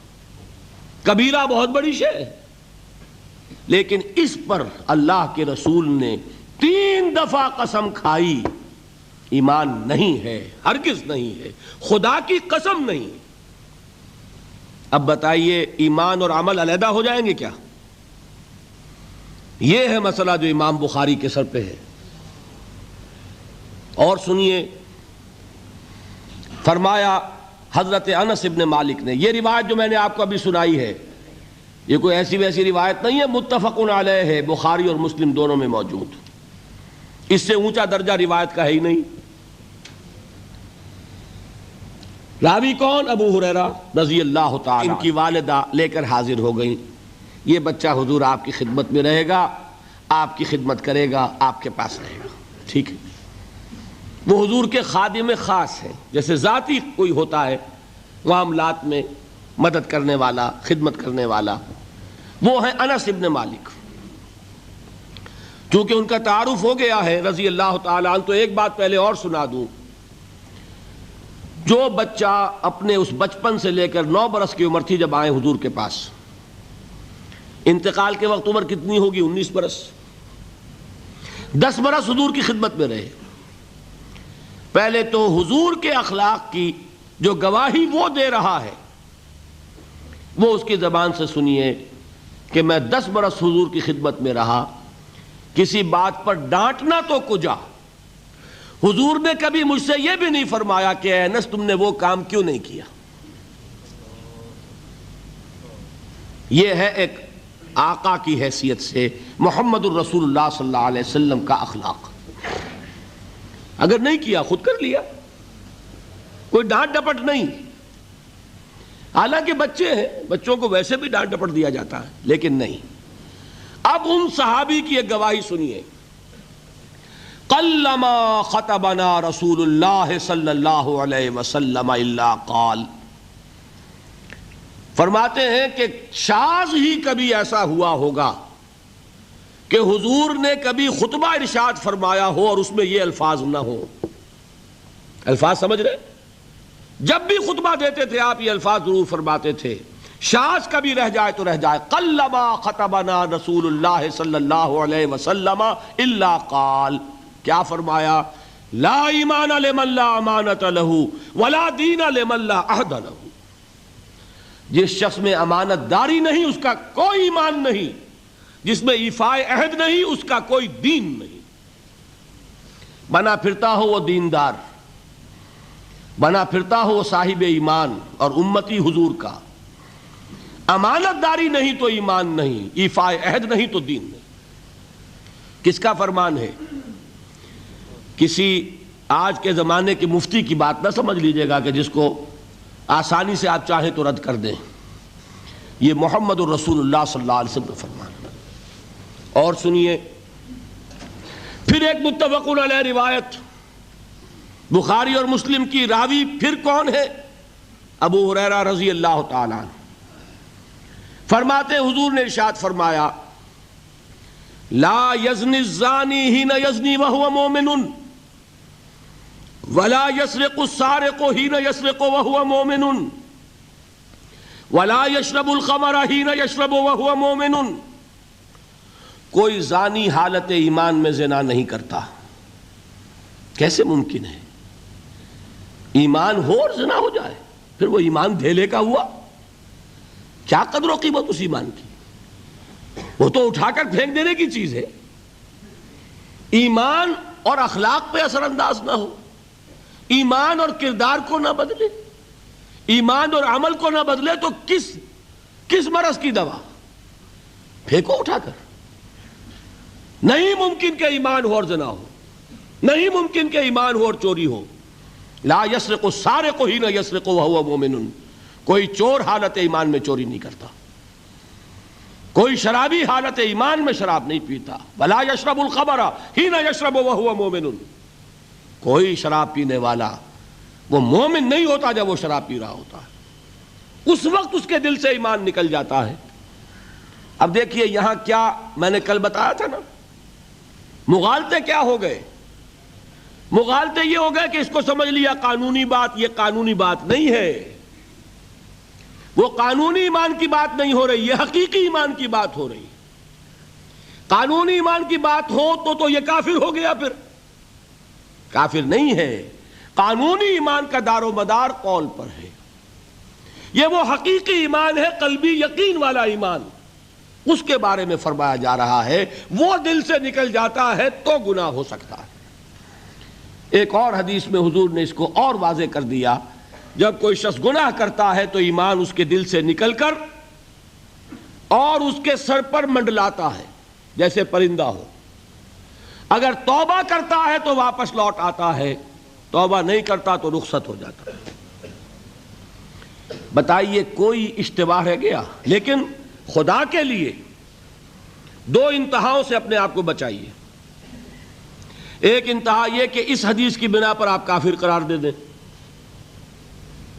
یہ غلطی کس سے ہوئی؟ کل بتایا تھا بھائی، کس سے؟ خوارج سے۔ خوارج سے یہی غلطی ہوئی۔ وہ فارسی کا ایک مصرع ہے کہ مردی و نامردی قدم فاصلہ دارد، یہ باریک جیسے بال کا سا فرق ہوتا ہے لیکن زمین و آسمان کے نتیجے نکل آتے ہیں۔ انہوں نے ایسی حدیثوں کی بنا پر یہ فیصلہ کر دیا پھر اگر ایمان نہیں ہے تو کافر ہے۔ کتنا یہ آسانی سے نتیجہ نکل آیا، ایمان نہیں ہے تو کافر ہے۔ لا ایمان لمن لا امانت لہو، کوئی شخص امانت میں خیانت کرتا ہے تو اس میں ایمان نہیں ہے، ایمان نہیں ہے تو کافر ہے، کافر ہے تو مرتد ہے، مرتد ہے تو واجب القتل ہے۔ کہاں سے کہاں بات پہنچ گئی؟ بہت بڑی غلطی، بہت بڑی گمراہی۔ دوسری طرف ایک ہمارے ہاں اور انداز ہے کہ وہ جنت و دوزخ کے فیصلے اور قیامت کے اور آخرت کے فیصلے بھی قانونی اسلام کی بنیاد پر کرتے ہیں۔ انہیں یہ سمجھ لینا چاہیے یہ قانونی اسلام دنیا میں مفید ہے، آخرت میں وہ یقین والا ایمان ہوگا تو مفید ہوگا۔ یہ چیز ذہن سے نکل گئی، اور برا نہ مانیے یہ اہل سنت کے اکثر عوام کے ذہنوں سے یہ بات نکل گئی۔ وہ یہ سمجھتے ہیں ہمارے پاس سرٹیفکیٹ ہے، ہم مسلمان ہیں، مسلمان ہیں تو صاحب ایمان ہے، صاحب ایمان ہے تو جنت ہم پر واجب اور دوزخ ہم پر حرام۔ یہ آپ کے دل میں لکھا ہوا ہے کہ نہیں؟ جب دل میں یہ لکھا ہوا ہوگا تو پھر کرو گناہ، کیوں نہ کرو؟ کیوں حرام خوری نہ کرو؟ کیوں رشوتیں نہ لو؟ کیوں بددیانتی نہ کرو؟ جبکہ دوزخ تو آپ پر حرام ہے ہی ہے، آپ کو کوئی چیز نقصان پہنچا ہی نہیں سکتی۔ یہ مرجیہ کا عقیدہ تھا اصل میں، یہ دوسری انتہا تھی جو آج اہل سنت کے اکثر لوگوں کے دلوں میں بات بیٹھ گئی، عوام کے اندر، جہلا کے اندر۔ ان دونوں چیزوں سے بچیے۔ تیسری ایک غلطی کی اہل تشیع نے، انہوں نے کیا غلطی کی؟ ایمان اور اسلام کے فیصلے دنیا میں کرنے لگ گئے۔ فلاں مومن تھے، باقی سب مسلم ہی تھے، اور باقی سب منافق ہی تھے۔ یہ فیصلہ کرنے کا کسی کو اختیار نہیں۔ دنیا میں فیصلہ صرف یہ ہوگا کہ کافر تھا یا مسلمان، چھٹی۔ تیسری کیٹیگری آپ طے نہیں کر سکتے، اس لیے کہ قانونی اصطلاحات یہی دو ہیں۔ سمجھ لیجئے ان باتوں کو، مجھے کوئی دھواں دھار تقریر نہیں کرنی، بات سمجھانی ہے۔ دیکھیے قانونی سطح پر انسانوں کی تقسیمیں ہوں گی صرف دو، یا مسلم یا غیر مسلم، یہ ہے قانونی تقسیم۔ اب جو مسلم ہے وہ مومن بھی ہو سکتا ہے، وہ منافق بھی ہو سکتا ہے، بات سمجھ رہے؟ لیکن منافق کوئی قانونی اینٹی نہیں ہے۔ دنیا میں ہم کسی کو منافق نہیں کہہ سکتے۔ ہاں حضور کہہ سکتے تھے، حضور کو اللہ نے علم دیا تھا، لیکن حضور نے بھی ایسی پہرے داری کی ہے کہ کسی ایک شخص کے بارے میں بھی نہیں فرمایا کہ یہ منافق ہے۔ یہاں تک کہ جس کے بارے میں علم نشرہ ہو چکا تھا، عبداللہ ابن ابی، اس کی بھی نماز جنازہ پڑھا دی کہ نہیں پڑھا دی؟ نماز جنازہ کافر کی پڑھی جاتی ہے یا مسلمان کی؟ اس کا مطلب ہے عبداللہ ابن ابی کو بھی حضور نے آخری وقت تک مسلمان تسلیم کیا۔ منافق جو بھی ہے وہ اپنے اندر ہے، اللہ کے ہاں جا کر کھلے گا۔ For all legal purposes a منافق is a مسلم۔ بات سمجھ میں آئی؟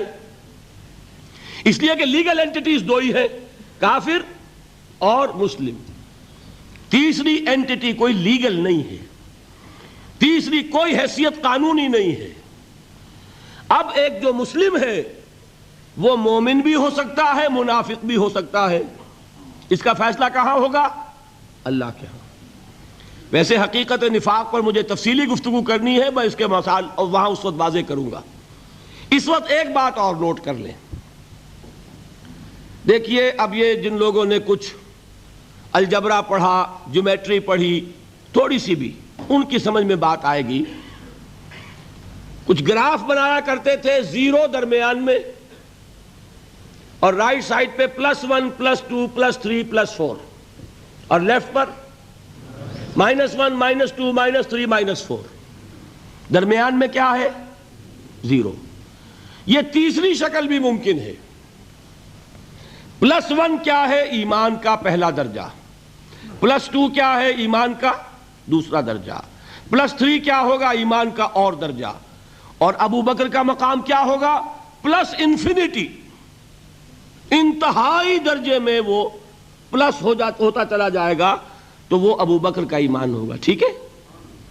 اور -1 نفاق کا پہلا درجہ، -2 -3 اور انفینٹی عبداللہ ابن ابی رئیس المنافقین۔ سمجھ میں آ گیا؟ درمیان میں زیرو بھی تو ہے کہ نہیں؟ یہ تیسری شکل ممکن ہے۔ جو شخص مسلم ہے وہ نہ مومن ہو نہ منافق ہو، بین بین ہو، یہ بھی ممکن ہے۔ اوپر سے مسلم، اندر ایمان، مسلم بھی ہو گیا مومن بھی ہو گیا۔ اوپر سے مسلم، اندر منافق، مسلم بھی ہو گیا منافق بھی ہو گیا۔ اوپر سے مسلم، اندر نہ نفاق نہ ایمان، اب وہ نرا مسلم ہو گیا۔ اور سچ پوچھئے تو ہم جو بیٹھے ہیں وہ وہی کچھ ہے، اللہ ماشاء اللہ منافق نہیں ہے، اللہ کے فضل و کرم سے کوئی ہوگا ہم نہیں جانتے، منافق نہیں ہے۔ یہ بڑا دھوکہ پڑ جاتا ہے بعض اوقات کہ ہم اپنے جذبات میں آ کر کہہ بیٹھتے ہیں یہ مسلمان منافق ہے، منافق نہیں ہے۔ ہاں مومن بھی نہیں، ایمان کسی اور شے کا نام ہے۔ ایمان ہوتا ہے تو سورج کے مانند دمکتا ہے، ایمان ہوتا ہے عمل جو ہے اس کا نکھرتا ہے، ایمان ہوتا ہے تو توکل، راضی برضائے رب، اطاعت رب، اتباع رسول، نیکی بھلائی اخلاق، یہ ہے ایمان۔ تو ہمارا کیا حال ہے؟ اکثر و بیشتر نہ مومن نہ منافق، بین بین میں ہے۔ اور یہ آیت جس پر میں گفتگو کر رہا ہوں یہ اصل میں ایسے ہی لوگوں سے متعلق ہے۔ قالت الاعراب آمنا قل لم تؤمنوا، پلس کا انکار ہو گیا نا، ایمان تو نہیں ہے تمہارے اندر، ولیکن قولوا اسلمنا، درمیان میں آ گئے، ولما يدخل الایمان فی قلوبکم، مزید تاکید ہو گئی ایمان تمہارے دلوں میں داخل نہیں ہوا۔ لیکن اب آگے چلیے، وَإِن تُطِيعُوا اللَّهَ وَرَسُولَهُ لَا يَلِدْكُم مِّنْ أَعْمَالِكُمْ شَيْئًا، اگر تم اللہ اور اس کے رسول کی اطاعت کرتے رہو گے اللہ تمہارے عمل میں کوئی کمی نہیں کرے گا۔ اس سے ثابت ہو گیا منافق بھی نہیں، اس لیے کہ منافق کا کوئی عمل قبول نہیں۔ منافق تو وہ مائنس ویلیو ہے، اس کے ساتھ کوئی نیکی قبول ہو نہیں سکتی۔ کیا عبداللہ ابن ابی کی نمازیں قبول ہوئیں؟ اگرچہ وہ نماز حضور کی امامت میں ادا کی جا رہی ہے، لیکن کیا اس کی نماز قبول ہو سکتی تھی؟ وہ آپ کو یاد ہوگا واقعہ، جب مرا ہے وہ شخص رئیس المنافقین عبداللہ ابن ابی، اس کے بیٹے ہیں عبداللہ ابن ابی، وہ مومن صادق، نوجوان نہایت صالح۔ اب ایک سعادت مند بیٹے کو تو باپ سے محبت ہوگی کہ نہیں ہوگی؟ وہ بیٹا حاضر ہوتا ہے حضور کی خدمت میں، حضور میرے والد کا انتقال ہو گیا، آپ اپنا کرتا عنایت فرما دیجئے تاکہ میں اس کو کفن دوں۔ حضور نے سوچا اور کرتا اتار کے دے دیا۔ حضرت عمر کھڑے ہو گئے، وہ تو تھے نا، ان کا جلال اور ضبط نہیں کر سکتے تھے، ان کا وہ انداز تھا جو حضرت موسیٰ کا تھا۔ حضرت خضر کو 3 دفعہ ٹوکا کہ نہیں؟ یہ کیا کیا تم نے؟ بغیر کسی جرم کے اس بچے کو ختم کر دیا. یہ کیا کیا تم نے؟ کشتی کو تم نے توڑ دیا، مارو گے ان کو جو اس کے اندر سوار ہیں. یہ کیا کیا؟ یہ دیوار سیدھی کر دی. یہ بدبخت انہوں نے ہمیں کھانے کو بھی نہیں دیا اور ان کی دیوار سیدھی کر رہے ہیں. تو حضرت موسیٰ علیہ السلام خاموش نہیں رہ سکتے تھے. انک لن تستطیع معی صبرا. یہی معاملہ حضرت عمر فاروق کا تھا. کھڑے ہو گئے، حضور کیا کر رہے ہیں؟ اس دشمن خدا کو آپ اپنا کرتا دے رہے ہیں. اس نے یہ کیا، اس نے یہ کیا، اس نے یہ کیا. حضور مسکرا کر فرماتے ہیں عمر میرا کرتا اسے اللہ کے عذاب سے نہیں بچا سکے گا. کبھی سنا آپ نے؟ لیکن ایک ہے مروت، ایک ہے شرافت.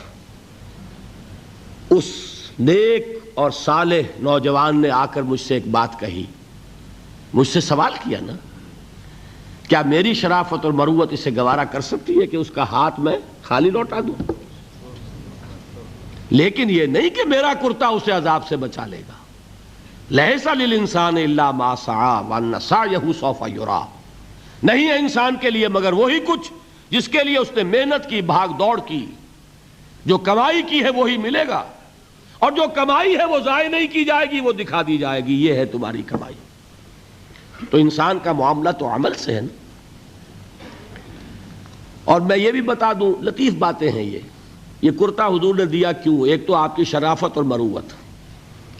اسی شرافت اور مروت کا ایک اور پہلو یہ تھا، حضور اس شخص کا ایک احسان اپنے اوپر سمجھتے تھے.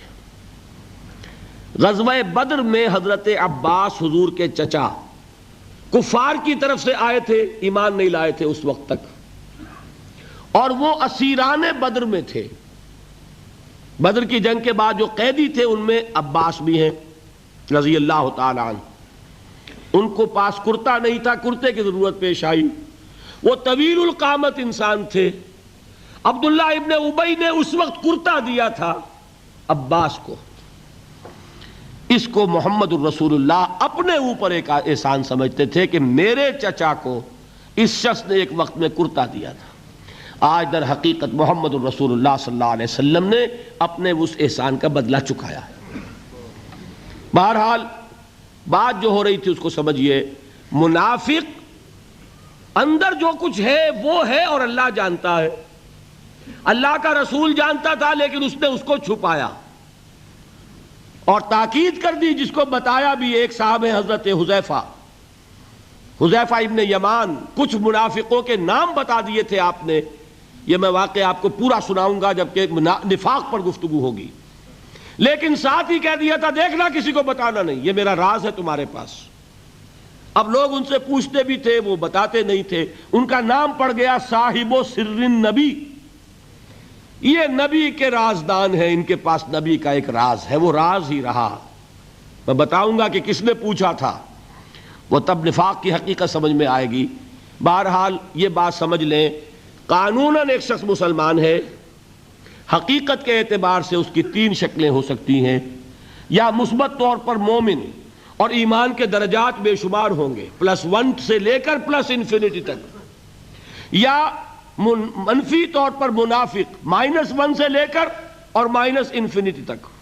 اور درمیان میں ایک 0 کا مقام بھی ہے، نہ منافق نہ مومن، بس وہ مسلمان ہے. وہ ہے جس کو فرمایا گیا ان تطیعوا اللہ ورسولہ. دیکھو ایمان تو تمہارے دلوں میں نہیں ہے، لیکن اگر تم اطاعت کرتے رہو گے اللہ کی اور اس کے رسول کی، اس حالت میں لا یلدکم من اعمالکم شیئا، اللہ تمہارے اعمال میں کوئی کمی نہیں کرے گا، اس کے اجر و ثواب سے تمہیں محروم نہیں رکھے گا. دیکھیے بات سمجھ لیں، بظاہر ہماری منطق کے خلاف بات جا رہی ہے. ایمان کے بغیر عمل قبول ہونا چاہیے؟ بڑی آسانی سے آپ کہہ دیں گے نہیں ہونا چاہیے. لیکن آپ سوچ لیجئے سب سے زیادہ خطرہ پھر ہم ہی کو ہوگا کہ ہماری یہ نمازیں بھی قبول ہوں گی کہ نہیں ہوں گی. وہ ایمان ہے کہ نہیں ہے؟ وہ دلی یقین والا ایمان. قانونی ایمان تو ہے، سب کو ہے، میرے پاس بھی ہے، آپ کے پاس بھی ہے. یہی وجہ ہے دیکھیے کہ اللہ تعالیٰ نے اپنی یہاں دو صفات کا حوالہ دیا. یہ جو قرآن مجید کی آیات عموماً ختم ہوتی ہیں اللہ کے اسماء و صفات پر، وَهُوَ السَّمِيعُ الْبَصِيرُ وَهُوَ الْعَزِيزُ الْحَكِيمُ وَهُوَ الْعَلِيمُ الْخَبِيرُ، تو آپ کا کیا خیال ہے الٹپ آتی ہیں؟ یہ بڑی حکمت کے ساتھ آتی ہیں، مضمون کے ساتھ، مناسبت کے ساتھ اللہ کی صفات، اللہ کے نام، خاص سبب ہے. یہاں فرمایا، آیت ختم ہوئی، ان اللہ غفور الرحیم، یہ اللہ کی شان غفاری اور شان رحیمی کا صدقہ ہے کہ اس حالت میں بھی اطاعت کرو گے تو اللہ قبول فرما لے گا، ورنہ صحیح بات تو یہی بنتی ہے کہ ایمان کے بغیر اطاعت قبول نہ ہو. بات سمجھ میں آئی؟ یہ رعایت دی جا رہی ہے تمہیں کہ اگرچہ تمہارے دلوں میں ایمان داخل نہیں ہوا، تاحال لم تؤمنوا، تم ہرگز مومن نہیں کہہ سکتے اپنے آپ کو صرف مسلمان کہہ سکتے ہو، لیکن اگر اس حال میں بھی اطاعت کرتے رہو گے تو اللہ تعالیٰ تمہارے اعمال کے اجر و ثواب کو روکے گا نہیں.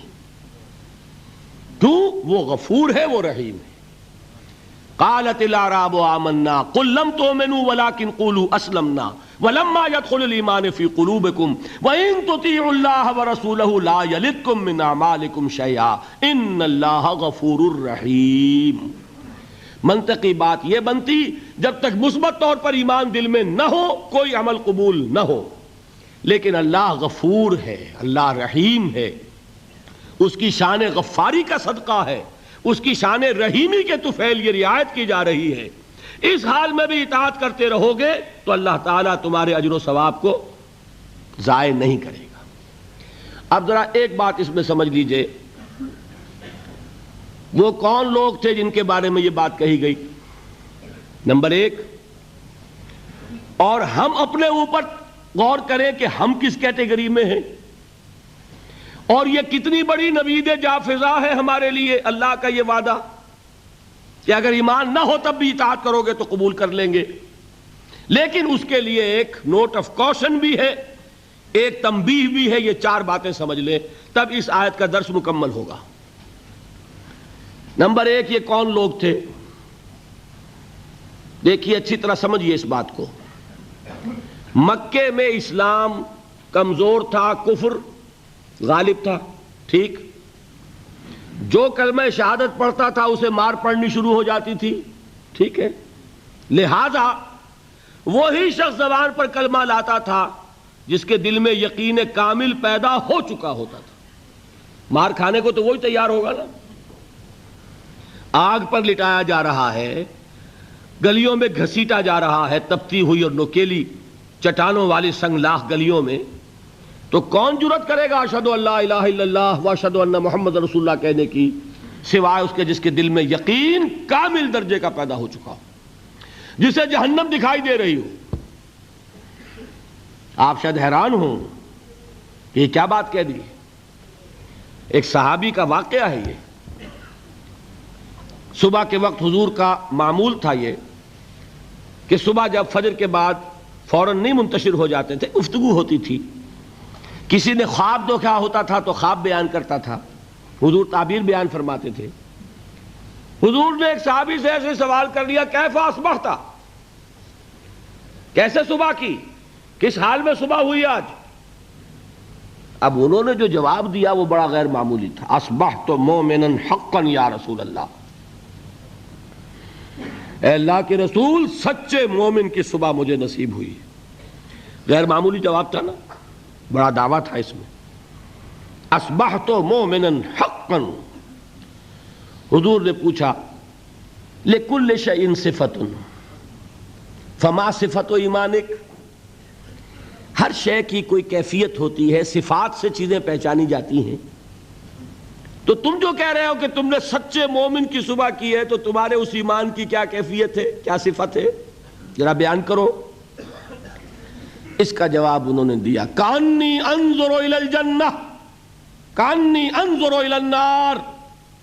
اے اللہ کے رسول میری کیفیت یہ ہے کہ جیسے میں جہنم کو اپنی آنکھوں سے دیکھ رہا ہوں اور جیسے کہ جنت میری نگاہوں کے سامنے موجود ہے. وہ یقین کی کیفیت اللہ نے مجھے عطا فرمائی. تو یہ بھی ہو سکتا ہے. اور حضور نے فرمایا حدیث جبرائیل میں ہے، حضرت جبرائیل نے 3 سوال کیے تھے، اخبرنی عن الاسلام، اخبرنی عن الایمان، اخبرنی عن الاحسان۔ احسان کی کیا تعریف کی آپ نے؟ ان تعبد اللہ کانک تراہ فإن لم تکن تراہ فإنہ یراک۔ احسان جو دین کا سب سے اونچا درجہ ہے وہ کیا ہے کہ تم اللہ کی بندگی اس طرح کرو جیسے کہ اسے دیکھ رہے ہو۔ اللہ تعالیٰ یقین کی یہ کیفیت ہمیں عطا فرمائے۔ بہرحال میں بیان یہ کر رہا تھا کہ وہ لوگ جو ایمان لائے مکے میں وہ تھے کہ جو یقین کامل پیدا ہوا تو انہوں نے کلمہ شہادت ادا کیا۔ گویا ایمان پہلے اسلام بعد میں، ٹھیک، لیکن مدینے میں آ کر حالت بدل گئی۔ اب مار نہیں پڑتی، کبھی کبھی جنگ آ جاتی ہے، کہتے ہیں نکلو اللہ کی راہ میں، ویسے تو مار نہیں پڑتی نا، لہذا اب صورت بدلنی شروع ہوئی۔ ایسے لوگ بھی تھے مدنی دور میں بھی جو یقین کامل کے بعد ہی ایمان لاتے تھے اور اسلام لاتے تھے، لیکن ایسے لوگ بھی اب شروع ہو گئے کہ بھئی پورے قبیلے نے فیصلہ کر لیا ہے ایمان لانے کا، چلو تم بھی جاؤ۔ اب پورا قبیلہ لا رہا ایمان تو کٹنا تو نہیں سوچتے، چلو بھائی، چل کے حضور کے ہاتھ پر بیعت کی، اسلام لے آئے، لیکن کوئی دھوکہ دینے کا ارادہ بھی نہیں ہے، سمجھے نا؟ دل میں یہ نہیں ہے کہ اسلام کی کوئی جڑ کاٹنی ہے، اس طرح کوئی سازش ہے، کوئی دھوکہ ہے، کوئی فریب ہے، یہ نہیں، لیکن مثبت طور پر وہ یقین والی بات بھی ابھی پیدا نہیں ہوئی۔ بات سمجھ رہے ہیں؟ یہ کیفیت کب شدید ہو گئی؟ اذا جاء نصر اللہ والفتح ورأیت الناس يدخلون فی دین اللہ افواجا۔ جب فتح حاصل ہو گئی، اللہ کی مدد آ گئی اور فوج در فوج لوگ ایمان میں داخل ہو رہے ہیں، اس وقت جو رو چلی ہے اس رو میں اکثر لوگ کون تھے؟ دھوکہ نہیں تھا، لہذا منافق بھی نہیں، لیکن مثبت طور پر وہ یقین والی بات بھی نہیں، وہ تھے لوگ قالت الاعراب آمنا قل لم تؤمنوا ولکن قولوا اسلمنا۔ یہ بدو دعویٰ کر رہے ہیں ہم ایمان لے آئے، اے نبی ان سے کہہ دیجئے تم ایمان ہرگز نہیں لائے ہو، یوں کہو ہم اسلام لے آئے ہیں۔ ولما يدخل الایمان فی قلوبکم، اور ایمان ابھی تمہارے دلوں میں داخل نہیں ہوا، لیکن ہم اپنی شان غفاری اور شان رحیمی کے طفیل تم سے یہ رعایت کر رہے ہیں، اگر اطاعت کرتے رہو گے اللہ اور اس کے رسول کی تو تمہارے اعمال میں کوئی کمی نہیں ہوگی۔ سمجھ آ گئی بات؟ اب اپنی حالت پر غور کیجئے، ہمارا حال کیا ہے؟ وہاں رو چلی تھی اور یہاں ایک چکر چل رہا ہے، باپ کا بیٹا مسلمان، اس کا اگلا بیٹا مسلمان۔ وہ جو میں نے کہا تھا ہم مسلمان کیوں ہیں؟ بائی ایکسیڈنٹ آف برتھ، ہم سوچ کر ایمان لائیں کیا؟ ہم نے خود غور و فکر کے بعد ایمان قبول کیا ہے۔ اللہ جس سے توفیق دے دے، ہو سکتا ہے، اب بھی ہو سکتا ہے، سوچئے، غور کیجئے، تفکر کیجئے، شعوری طور پر ایمان لائیے، وہ ایمان اور ہوگا۔ اب تک ہم میں سے اکثر کا حال کیا ہے کہ صرف ایک چکر ہے نسلی، نسلاً بعد نسل اسلام آ گیا، اسلام تو آ گیا، کیا ایمان بھی آ جائے گا اس طرح؟ ایمان نہیں آتا اس طرح، اسلام آیا ہے۔ ہمارا حال کیا ہے اکثر و بیشتر؟ وہ اسی آیت کے مصداق ہے، قالت الاعراب آمنا قل لم تؤمنوا ولکن قولوا اسلمنا ولما يدخل الایمان فی قلوبکم۔ تو بتائیے ہمارے لیے کتنی بڑی نوید ہے یہ، کتنی بڑی خوشخبری ہے یہ کہ اللہ نے یہ وعدہ کر لیا ہے۔ اگر بات یہ ہوگی کہ جب تک ایمان نہیں ہوگی نہ نماز قبول نہ روزہ قبول، تو ہمارا کوئی مقام پھر تھا؟ اللہ نے کتنی بڑی اپنی رحمت فرمائی، کتنا فضل فرمایا، اس حالت میں بھی اطاعت کرو گے تو اللہ تمہارے اعمال کا اجر و ثواب عطا کر دے گا۔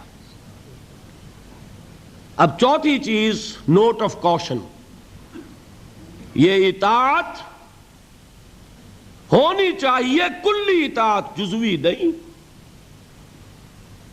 جزوی اطاعت اطاعت نہیں۔ اللہ کے 10 احکام ہیں، 5 آپ نے مان لیے، 5 آپ نے ٹھوکر مار دیے، کیا کہیں گے اسے؟ یہ اطاعت ہے؟ سمجھ لیجئے، یہ جزوی اطاعت نہیں، اس پر تو اللہ کا غضب بھڑکتا ہے۔ افتؤمنون ببعض الکتاب وتکفرون ببعض، کیا تم ہماری شریعت، ہماری کتاب، ہمارے قانون، اس کے کچھ حصے کو مانتے اور کچھ کو نہیں مانتے؟ فما جزاء من يفعل ذلك منكم الا خزي في الحیاۃ الدنیا ویوم القیامۃ یردون الی اشد العذاب۔ جو کوئی بھی یہ طرز عمل اختیار کرے گا اس کی سزا اس کے سوا اور کچھ نہیں ہے کہ دنیا میں انہیں ذلیل و خوار کر دیا جائے اور قیامت کے دن شدید ترین عذاب میں جھونک دیا جائے۔ وَمَا اللَّهُ بِغَافِلٍ عَمَّا تَعْمَلُونَ، اور اللہ غافل اور بے خبر نہیں ہے تمہارے کرتوتوں سے۔ He knows you through and through، وہ جانتا ہے، وہ تو تمہاری نیتوں کو جانتا ہے۔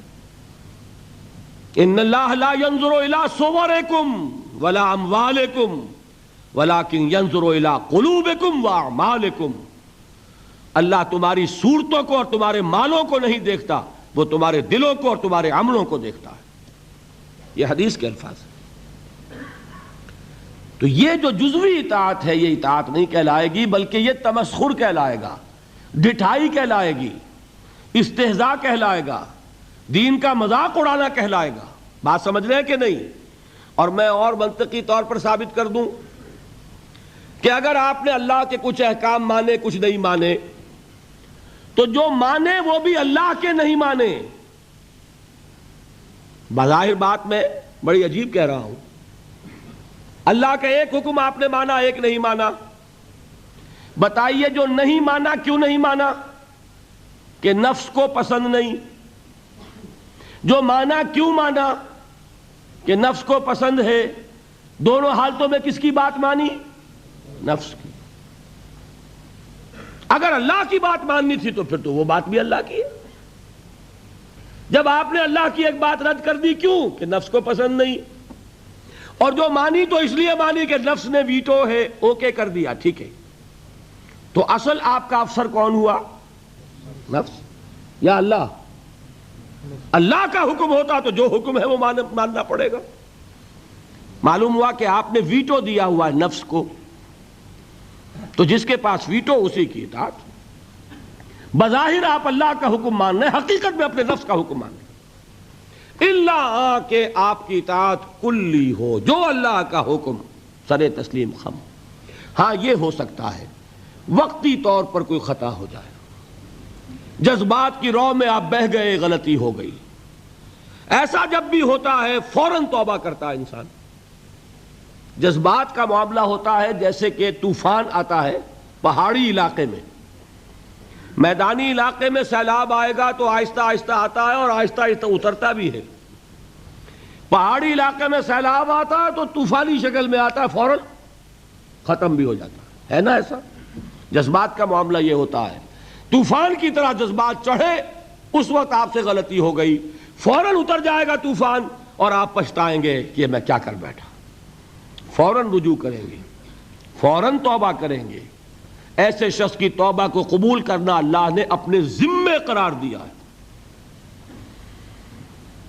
انما التوبۃ علی اللہ للذین یعملون السوء بجہالۃ ثم یتوبون من قریب۔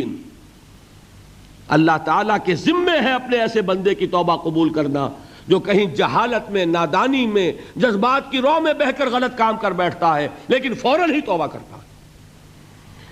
البتہ جان بوجھ کر آپ نے with cold reasoning، جیسے آپ کہتے ہیں نا cold blooded murder، ایک ہے جذبات میں آ کے کسی کو قتل کر دیا، آپ کا کوئی ارادہ نہیں تھا، آپ جا رہے تھے، جاتے ہوئے آپ کا کنگا لگ گیا کسی کو، وہ اللہ کا بندہ ایسا غسیل نکلا اس نے ماں کی گالی دے دی آپ کو، آپ کا چڑھ گیا پارا اور آپ نے جو اس کے ایک رسید کیا مر گیا، تو کیا آپ کا ارادہ تھا اس کو قتل کرنے کا؟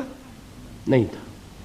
جیسے حضرت موسیٰ نے قبطی کے ایک گھونسا مارا، فَوَقَذَهُ مُوسَىٰ فَقَضَىٰ عَلَيْهِ، وہ ایک گھونسے میں ختم ہو گیا۔ کیا موسیٰ کا ارادہ قتل کا تھا؟ نہیں۔ یہ اور 6 ہے اور ایک ہے آپ گھر سے ہی چلے ہیں، آج مجھے اس کی جان لینی ہے، پستول لے کر چلے، سنبھال کر چلے، گولیاں گن کر چلے، اور طاق میں رہے کہاں موقع ملتا اور آپ نے مارا، اس کو کہتے ہیں کولڈ بلڈڈ مرڈر۔ اسی طریقے سے ایک گناہ وہ ہے جو سوچ سمجھ کر ہوتا ہے۔ وہ گناہ کون سا ہوتا ہے؟ اجی کیا کریں، کام نہیں چلتا، سودی کاروبار تو کرنا ہی ہے۔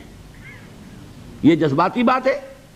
نہیں، یہ آپ کی سوچی سمجھی رائے ہے۔ روکھی سوکھی نہیں کھانی بھائی، کھانے پراٹھے ہی ہیں، لہذا سودی کاروبار کیے بغیر چارہ نہیں۔ یہ تو سوچی سمجھی بات ہے بھائی۔ یہ ہے وہ گناہ، یہ ایک گناہ بھی آپ کی پوری نیکی کو ختم کر دے۔ فما جزاء من يفعل ذلك منكم الا خزي في الحياة الدنيا ويوم القيامة يردون الى اشد العذاب۔ اہل علم کی توجہ کے لیے عرض کر رہا ہوں، یہ مفہوم ہے اس آیت کا، بلا من کسب سیئۃ واحاطت بہ خطیئتہ فاولئک اصحاب النار هم فیہا خالدون۔ جان بوجھ کر بڑا گناہ مستقل طور پر اپنی زندگی میں اس کو قائم کر لینا، وہ ایک چیز بھی، ایک مچھلی سارے تالاب کو گندا کر دے گی۔ بات سمجھ میں آ گئی؟ چار چیزیں بتائیں۔ یہ آیت کن کے بارے میں نازل ہوئی؟ وہ تھے، ہم پر 100% منطبق ہوتی ہے۔ اللہ کا بڑا فضل ہے کہ اس حال میں بھی اس نے اطاعت کو قبول کرنے کا وعدہ کیا، لیکن یہ اطاعت کلی ہوگی، جزوی نہیں۔ چار باتیں یاد رہیں گی۔ اب آئیے ایک بات اور بیان کر کے آج کا بیان ختم کر دوں گا۔ ابھی تو وہ امام بخاری اور امام ابو حنیفہ رحمہم اللہ کی بات کا ایک حصہ مکمل ہوا نا۔ الایمان قول نہیں، الایمان قول و عمل۔ جو وہ بات کہہ رہے ہیں وہ قانونی ایمان ہے جس کی بنیاد پر اسلام یا کفر کا فیصلہ ہوگا۔ جو وہ بات فرما رہے ہیں وہ حقیقی ایمان ہے جس کی بنیاد پر آخرت میں فیصلے ہوں گے۔ یہ بھی 100% صحیح، یہ بھی 100% صحیح۔ دونوں چیزیں جڑ گئی کہ نہیں؟ دوسرا حصہ کیا تھا؟ امام ابو حنیفہ کیا فرماتے رحمت اللہ علیہ؟ لا یزید ولا ینقص۔ ایمان ایک جامد شے ہے، نہ گھٹتی ہے نہ بڑھتی ہے۔ امام بخاری رحمت اللہ علیہ کیا فرماتے؟ یزید و ینقص، نہیں، بڑھتی بھی ہے گھٹتی بھی ہے۔ پھر وہی بعد المشرقین، اس کا کیا ہوگا؟ How to reconcile these two statements? یہ بھی 100% درست، یہ بھی اور یہ بھی۔ دیکھیے قانونی ایمان کا حاصل کیا ہے؟ A legal status in this world. آپ کو ایک قانونی حیثیت حاصل ہوتی ہے، مسلمان کے حقوق حاصل ہو گئے، آپ اسلامی ریاست میں ووٹ کا حق رکھتے ہیں، اسلامی ریاست کے صدر بھی بن سکتے ہیں۔ لکھا ہوتا ہے نا کہ یہاں صدر صرف مسلمان ہو سکتا ہے، تو قانونی بات ہو گئی نا، دستوری قانونی۔ آپ مسلمان عورت سے نکاح کر سکتے ہیں، مسلمان عورت سے نکاح صرف مسلمان کا ہو سکتا ہے۔ مسلمان مرد نکاح کر سکتا ہے اہل کتاب خاتون سے بھی، لیکن مسلمان عورت کا نکاح ہو سکتا ہے اہل کتاب سے؟ نہیں۔ تو قانونی بات ہے کہ نہیں؟ یہی وجہ ہے کہ ہمارے نکاح خواہ جو ہیں وہ اپنی جان بچانے کے لیے کلمے پڑھوا لیتے ہیں۔ اللہ کے ہاں جا کے مجھے جواب دینا ہوگا کہ کہیں کسی غیر مسلم کا نکاح تو نہیں پڑھا دیا کسی مسلمان عورت سے؟ لو بھائی یہیں کلمے پڑھ لو۔ اپنے سامنے کلمے پڑھوا کے نکاح پڑھاتے ہیں۔ یہ وہ احتیاط ہے، اس لیے کرتے ہیں، اس لیے کہ یہ معاملہ قانونی ہے۔ قانونی بات ہے کہ مسلمان باپ کی وراثت صرف مسلمان بیٹے کو ملے گی، اگر بیٹا کافر ہو گیا تو وراثت نہیں ملے گی۔ یہ ساری چیزیں قانونی ہے نا۔ قانونی سٹیٹس جو ہے وہ جامد ہے، نہ گھٹتا ہے نہ بڑھتا ہے۔ سمجھ رہے؟ کوئی شخص زیادہ متقی ہو جائے تو زیادہ حق ہو جائے گا اس کا، کوئی کم متقی ہو، فاسق و فاجر ہو تو اس کے حقوق گھٹ جائیں گے۔ آپ یہ کہیں صاحب جو 5 نمازیں پڑھتا اس کو 5 ووٹ دینے کا حق حاصل ہے، جو 1 نماز پڑھتا وہ 1 ووٹ دے سکتا، کر سکے؟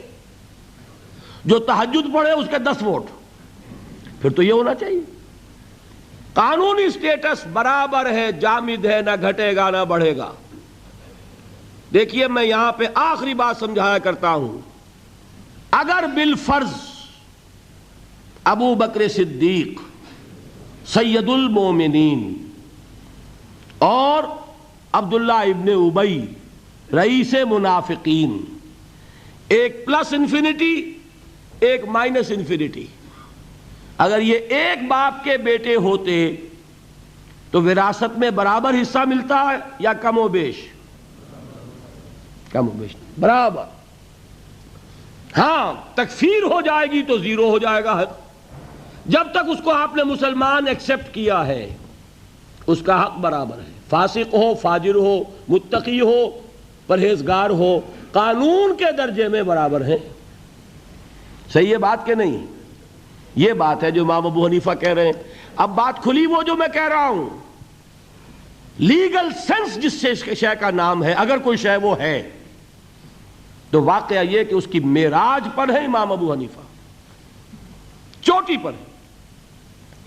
اور مجھے ان حضرات کی بات میں کہ ماننے میں کوئی باک نہیں ہے جو امام ابو حنیفہ کو ٹھہراتے ہیں مصداق حضور کے اس قول کا صلی اللہ علیہ وسلم. قول کیا ہے؟ جب سورہ جمعہ کی آیت اتری کہ محمد کی بعثت ہوئی ہے دو قسم کے لوگوں کی طرف صلی اللہ علیہ وسلم. پہلے کون؟ بعث فی الامیین، اور دوسرے کون؟ وآخرین منہم لما یلحقوا بہم. ایک امیین ایک آخرین.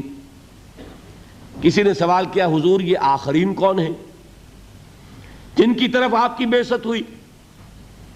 بیٹھے ہوئے تھے وہاں سلمان فارسی رضی اللہ تعالی عنہ. حضور نے اشارہ کر دیا اس کی قوم. حکمت اگر ثریا پر بھی ہوگی تو اس کی قوم کا ایک فرد لے آئے گا. ایک فرد یا کوئی فرد، دونوں ترجمے ہو سکیں گے. اگر حکمت، وزڈم، دانائی، تفقہ ثریا پر بھی ہوگی تو اس کی قوم کا ایک شخص یا کوئی شخص لے آئے گا. اس کو عام طور پر جو حنفی حضرات ہیں وہ منطبق کرتے ہیں امام ابو حنیفہ پر. وہ ایرانی النسل تھے، حضرت سلمان فارسی کے مانند، عرب نہیں تھے. باقی تینوں ائمہ عرب ہیں نسل کے اعتبار سے، امام مالک بھی، امام شافعی بھی، امام احمد ابن حنبل بھی. لیکن امام ابو حنیفہ ایرانی النسل. حضور نے سلمان فارسی کی طرف اشارہ کر کے کہا یہ آخرین میں سے ہیں، اور ان کا مقام کیا ہے کہ حکمت اگر ثریا پر بھی ہوگی تو اس شخص کی قوم کا کوئی شخص لے آئے گا. اور یہی منطبق کیا جاتا ہے امام ابو حنیفہ پر. میں یہ سمجھتا ہوں کہ واقعتاً جو گہرا قانونی فہم اللہ تعالیٰ نے عطا فرمایا امام ابو حنیفہ کو، مجھے اس کا کوئی پیرلل نظر نہیں آتا. بہرحال یہ مفہوم معین ہو گیا لا یزید ولا ینقص کا. قانونی ایمان نہ گھٹتا ہے نہ بڑھتا ہے، برابر رہتا ہے، اس لیے کہ اس کے نتیجے میں قانونی سٹیٹس حاصل ہوتا ہے، لیگل سٹیٹس حاصل ہوتا ہے، قانونی حقوق حاصل ہوتے ہیں. یہ حقوق جامد ہیں، نہ گھٹیں گے نہ بڑھیں گے. اس کے برعکس وہ ایمان حقیقی کون شخص کہہ سکتا ہے کہ وہ گھٹتا نہیں اور بڑھتا نہیں؟ کوئی کہہ سکتا؟ قرآن کہہ رہا ہو زادتہم ایمانا و تسلیما وما زادہم الا ایمانا و تسلیما لیزدادوا ایمانا مع ایمانہم، تاکہ اضافہ ہو ان کے ایمانوں میں اور ایمان کا. غزوہ احزاب میں جو لوگ ثابت قدم رہے وما زادتہم الا ایمانا و تسلیما، ان کے اس صبر نے، ثبات نے، استقلال نے ان کے ایمان اور ان کی تسلیم و رضا کی کیفیت میں اضافہ کر دیا. تو ایمان کا اضافہ یہ تو قرآن سے ثابت، اور آپ کا تجربہ نہیں ہے. کسی صاحب یقین کے پاس بیٹھیں اگر صحبت میں کچھ لمحے تو آپ کو اپنے اندر بھی کچھ حرارت بڑھتی نظر آئے گی کہ نہیں ایمان کی. حضور نے فرمایا کون ہے اللہ کے ولی، کون ہے دوست اللہ کے؟ اذا رؤوا ذکر اللہ، جب انہیں دیکھا جائے اللہ یاد آ جائے. ایسے لوگ ہیں ان کی صحبت میں بیٹھیں گے دین کی طرف لگن بڑھے گی، دین کا جذبہ بڑھے گا۔ یہ کیا ہے؟ یہ ایمان ہے۔ اور آوارہ اور بدقماش اور فحش گو اور لطیفہ گو اور یاوہ گو قسم کے لوگوں کے پاس بیٹھیں گے، ایمان گھٹے گا کہ نہیں؟ سیدھی بات ہے۔ قرآن پڑھیں گے ایمان بڑھے گا، فحش ناول پڑھیں گے ایمان گھٹے گا۔ یہ ایمان تو وہ شے ہے، دیکھیے قلب کو کہتے ہی قلب اس لیے ہے، اسے کسی حالت پر قرار ہی نہیں۔ قلب کے کیا معنی؟ بدلنا، قلب ماہیت، کیفیت بدل گئی، انقلاب، نظام بدل جانا۔ یہ قلب جو ہے یہ ٹکتا ہی نہیں۔ اس کے لیے تو فرمایا جو ہے اقبال نے شعر کہ ثبات ایک تغیر کو ہے زمانے میں، سکون محال ہے قدرت کے کارخانے میں۔ یہ بات 100% درست ہے تو دل کے لیے صحیح ہے۔ آپ کے جسم کے ہر حصے کے لیے آرام ہے، لیکن دل کے لیے آرام؟ دل کے لیے آرام کا مطلب موت۔ چند منٹ کا آرام کرے گا تو چھٹی۔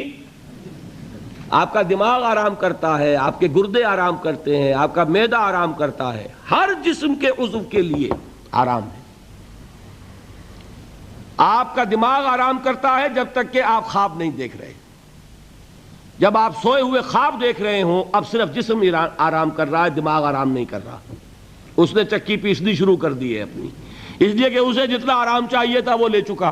اب خام خواہ آپ پڑے ہوئے، آپ پڑے رہے، وہ اپنا کام شروع کر دے گا۔ تو دماغ جو ہے وہ بھی آرام چاہتا ہے۔ آپ کے اعضاء کو، آپ کے مسلز کو، ہر شے کو آرام کی ضرورت ہے سوائے دل کے۔ اس لیے کہ دل کے آرام کا مطلب موت۔ اس کو چین نہیں، اس کو قرار نہیں۔ یہ گھٹے گا یا بڑھے گا، ادھر جائے گا یا ادھر جائے گا۔ اور جو قلبی ایمان ہے اسے کیسے قرار ہو جائے گا؟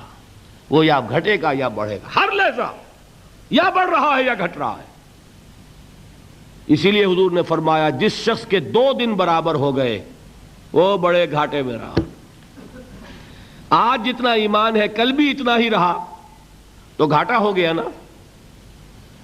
اس لیے کہ یہ دن اللہ نے جو اور دیا تھا اس لیے دیا تھا کہ اور ایمان بڑھتا۔ نہیں بڑھا تو یہ نہیں کہیں گے کہ نفع نہیں ہوا، نہیں نقصان ہو گیا۔ یہ دن تو ضائع ہوا نا، اس دن میں جو اضافہ ہونا چاہیے تھا وہ اضافہ نہیں ہوا۔ یہ دن جو ضائع گیا یہ گھاٹا ہے۔ جس شخص کے 2 دن مساوی ہیں وہ گھاٹے میں ہے۔ والعصر ان الانسان لفی خسر۔ غافل تجھے گھڑیال یہ دیتا ہے منادی، گردوں نے گھڑی عمر کی ایک اور گھٹا دی۔ تو یہ بات کہ 100% درست یہ قول بھی کہ الایمان قول لا یزید ولا ینقص، اور یہ قول بھی کہ الایمان قول وعمل ویزید وینقص۔ یہ معاملہ قانونی ایمان کا جس کی بنیاد پر دنیا میں کسی کو مسلمان مانا جائے گا، یہ معاملہ حقیقی ایمان کا جس کی بنیاد پر وہاں فیصلے ہوں گے۔ اس معاملے میں اس سطح پر ایمان اور عمل صالح یوں جڑ جاتے ہیں۔ یہ ایک وحدت جس کو آپ کہتے ہیں آرگینک ہول، حیاتیاتی وحدت، جس کے حصے بکھرے نہیں ہو سکتے۔ ایمان اور عمل صالح یوں ہے۔ یہی وجہ ہے قرآن میں ایک جگہ مجھے بتا دیجئے کہ جہاں ایمان، مجرد ایمان کا ذکر آیا ہو، عمل صالح کا نہ ہو۔ والتین والزیتون وطور سینین وہذا البلد الامین لقد خلقنا الانسان فی احسن تقویم الا الذین آمنوا وعملوا الصالحات والعصر ان الانسان لفی خسر الا الذین آمنوا وعملوا الصالحات وتواصوا بالحق وتواصوا بالصبر۔ ایک نقطہ اور بیان کر دوں، دیکھیے یہ جو سورۃ العصر سورۃ التین کا تقابل میں نے کیا تھا، ایک پر انذار ایک پر تبشیر کا رنگ غالب بتایا تھا نا۔ اب یہاں یہ بات سمجھ لیجئے، تواصی بالحق بھی ایک عمل ہے۔ حق کی وصیت کرنا، دعوت دینا، تبلیغ کرنا عمل ہے کہ نہیں؟ تواصی بالصبر بھی ایک عمل ہے۔ لہذا قرآن جب کہتا ہے وَعَمِلُوا الصَّالِحَاتِ، یہ ساری چیزیں اس میں شامل ہیں۔ صرف یہ کہ سورۃ العصر میں جو اندر اس کے مضمرات تھے انہیں اور کھول کر بیان کر دیا۔ وہاں عمل کے 3 خانے ہو گئے. عمل صالح خود تواصی بالحق اس کا ایک لازمی نتیجہ، تواصی بالصبر اس کا ایک دوسرا لازمی نتیجہ. سورۃ التین میں صرف عمل صالح میں یہ ساری بات آ گئی. باقی قرآن مجید میں ایسے ایسے مقامات ملیں گے، 3 مواقع مرتبہ عمل الصالحات ایمان کے ساتھ جوڑ جوڑ کر لایا جا رہا ہے کہ یہ دل سے بات نکال دے کہ مجرد ایمان پر نجات ہو جائے گی. قرآن نے کہیں وعدہ نہیں کیا. اور ایمان بھی ہاں وہ نجات کہ لاکھوں برس جہنم میں جلنے کے بعد چھٹکارا مل جائے، وہ مل جائے گی. وہ نجات کہ جو میدان حشر ہی میں اللہ فرما دے میرا یہ بندہ اس پر میری رحمت کا سایہ ہے، یہ جہنم کی آگ سے بچا لیا جائے گا. فمن زحزح عن النار وادخل الجنہ فقد فاز. وہ اس کامیابی کی بات کر رہا ہوں، اس نجات کی بات کر رہا ہوں. وہ نجات صرف ایمان سے نہیں ہے، وہ عمل صالح کے ساتھ ہے. اس کی شرط لازم ہے، لازم و ملزوم ہے، اس کو جدا نہیں کر سکتے، جس کے لیے میں نے آج احادیث بھی بیان کر دیں. میرا جی چاہتا تھا اس عمل صالح کے جو مختلف گوشے ہیں ان کی بھی تھوڑی سی سیر آج آپ کو کراؤں، لیکن میں آج اسی پر اکتفا کر رہا ہوں. انشاءاللہ پھر یہ سلسلہ چل رہا ہے، یہ مضامین دوبارہ بھی انشاءاللہ موقع ملے گا کہ میں جو کمی رہ رہی ہے اس کی میں تلافی کر دوں گا. آج آپ کے علم میں ہوگا کہ میں دبئی گیا اور وہاں سے واپس آیا اور وہاں بھی میں نے کچھ 1.5 گھنٹے سے زائد کی تقریر کی ہے.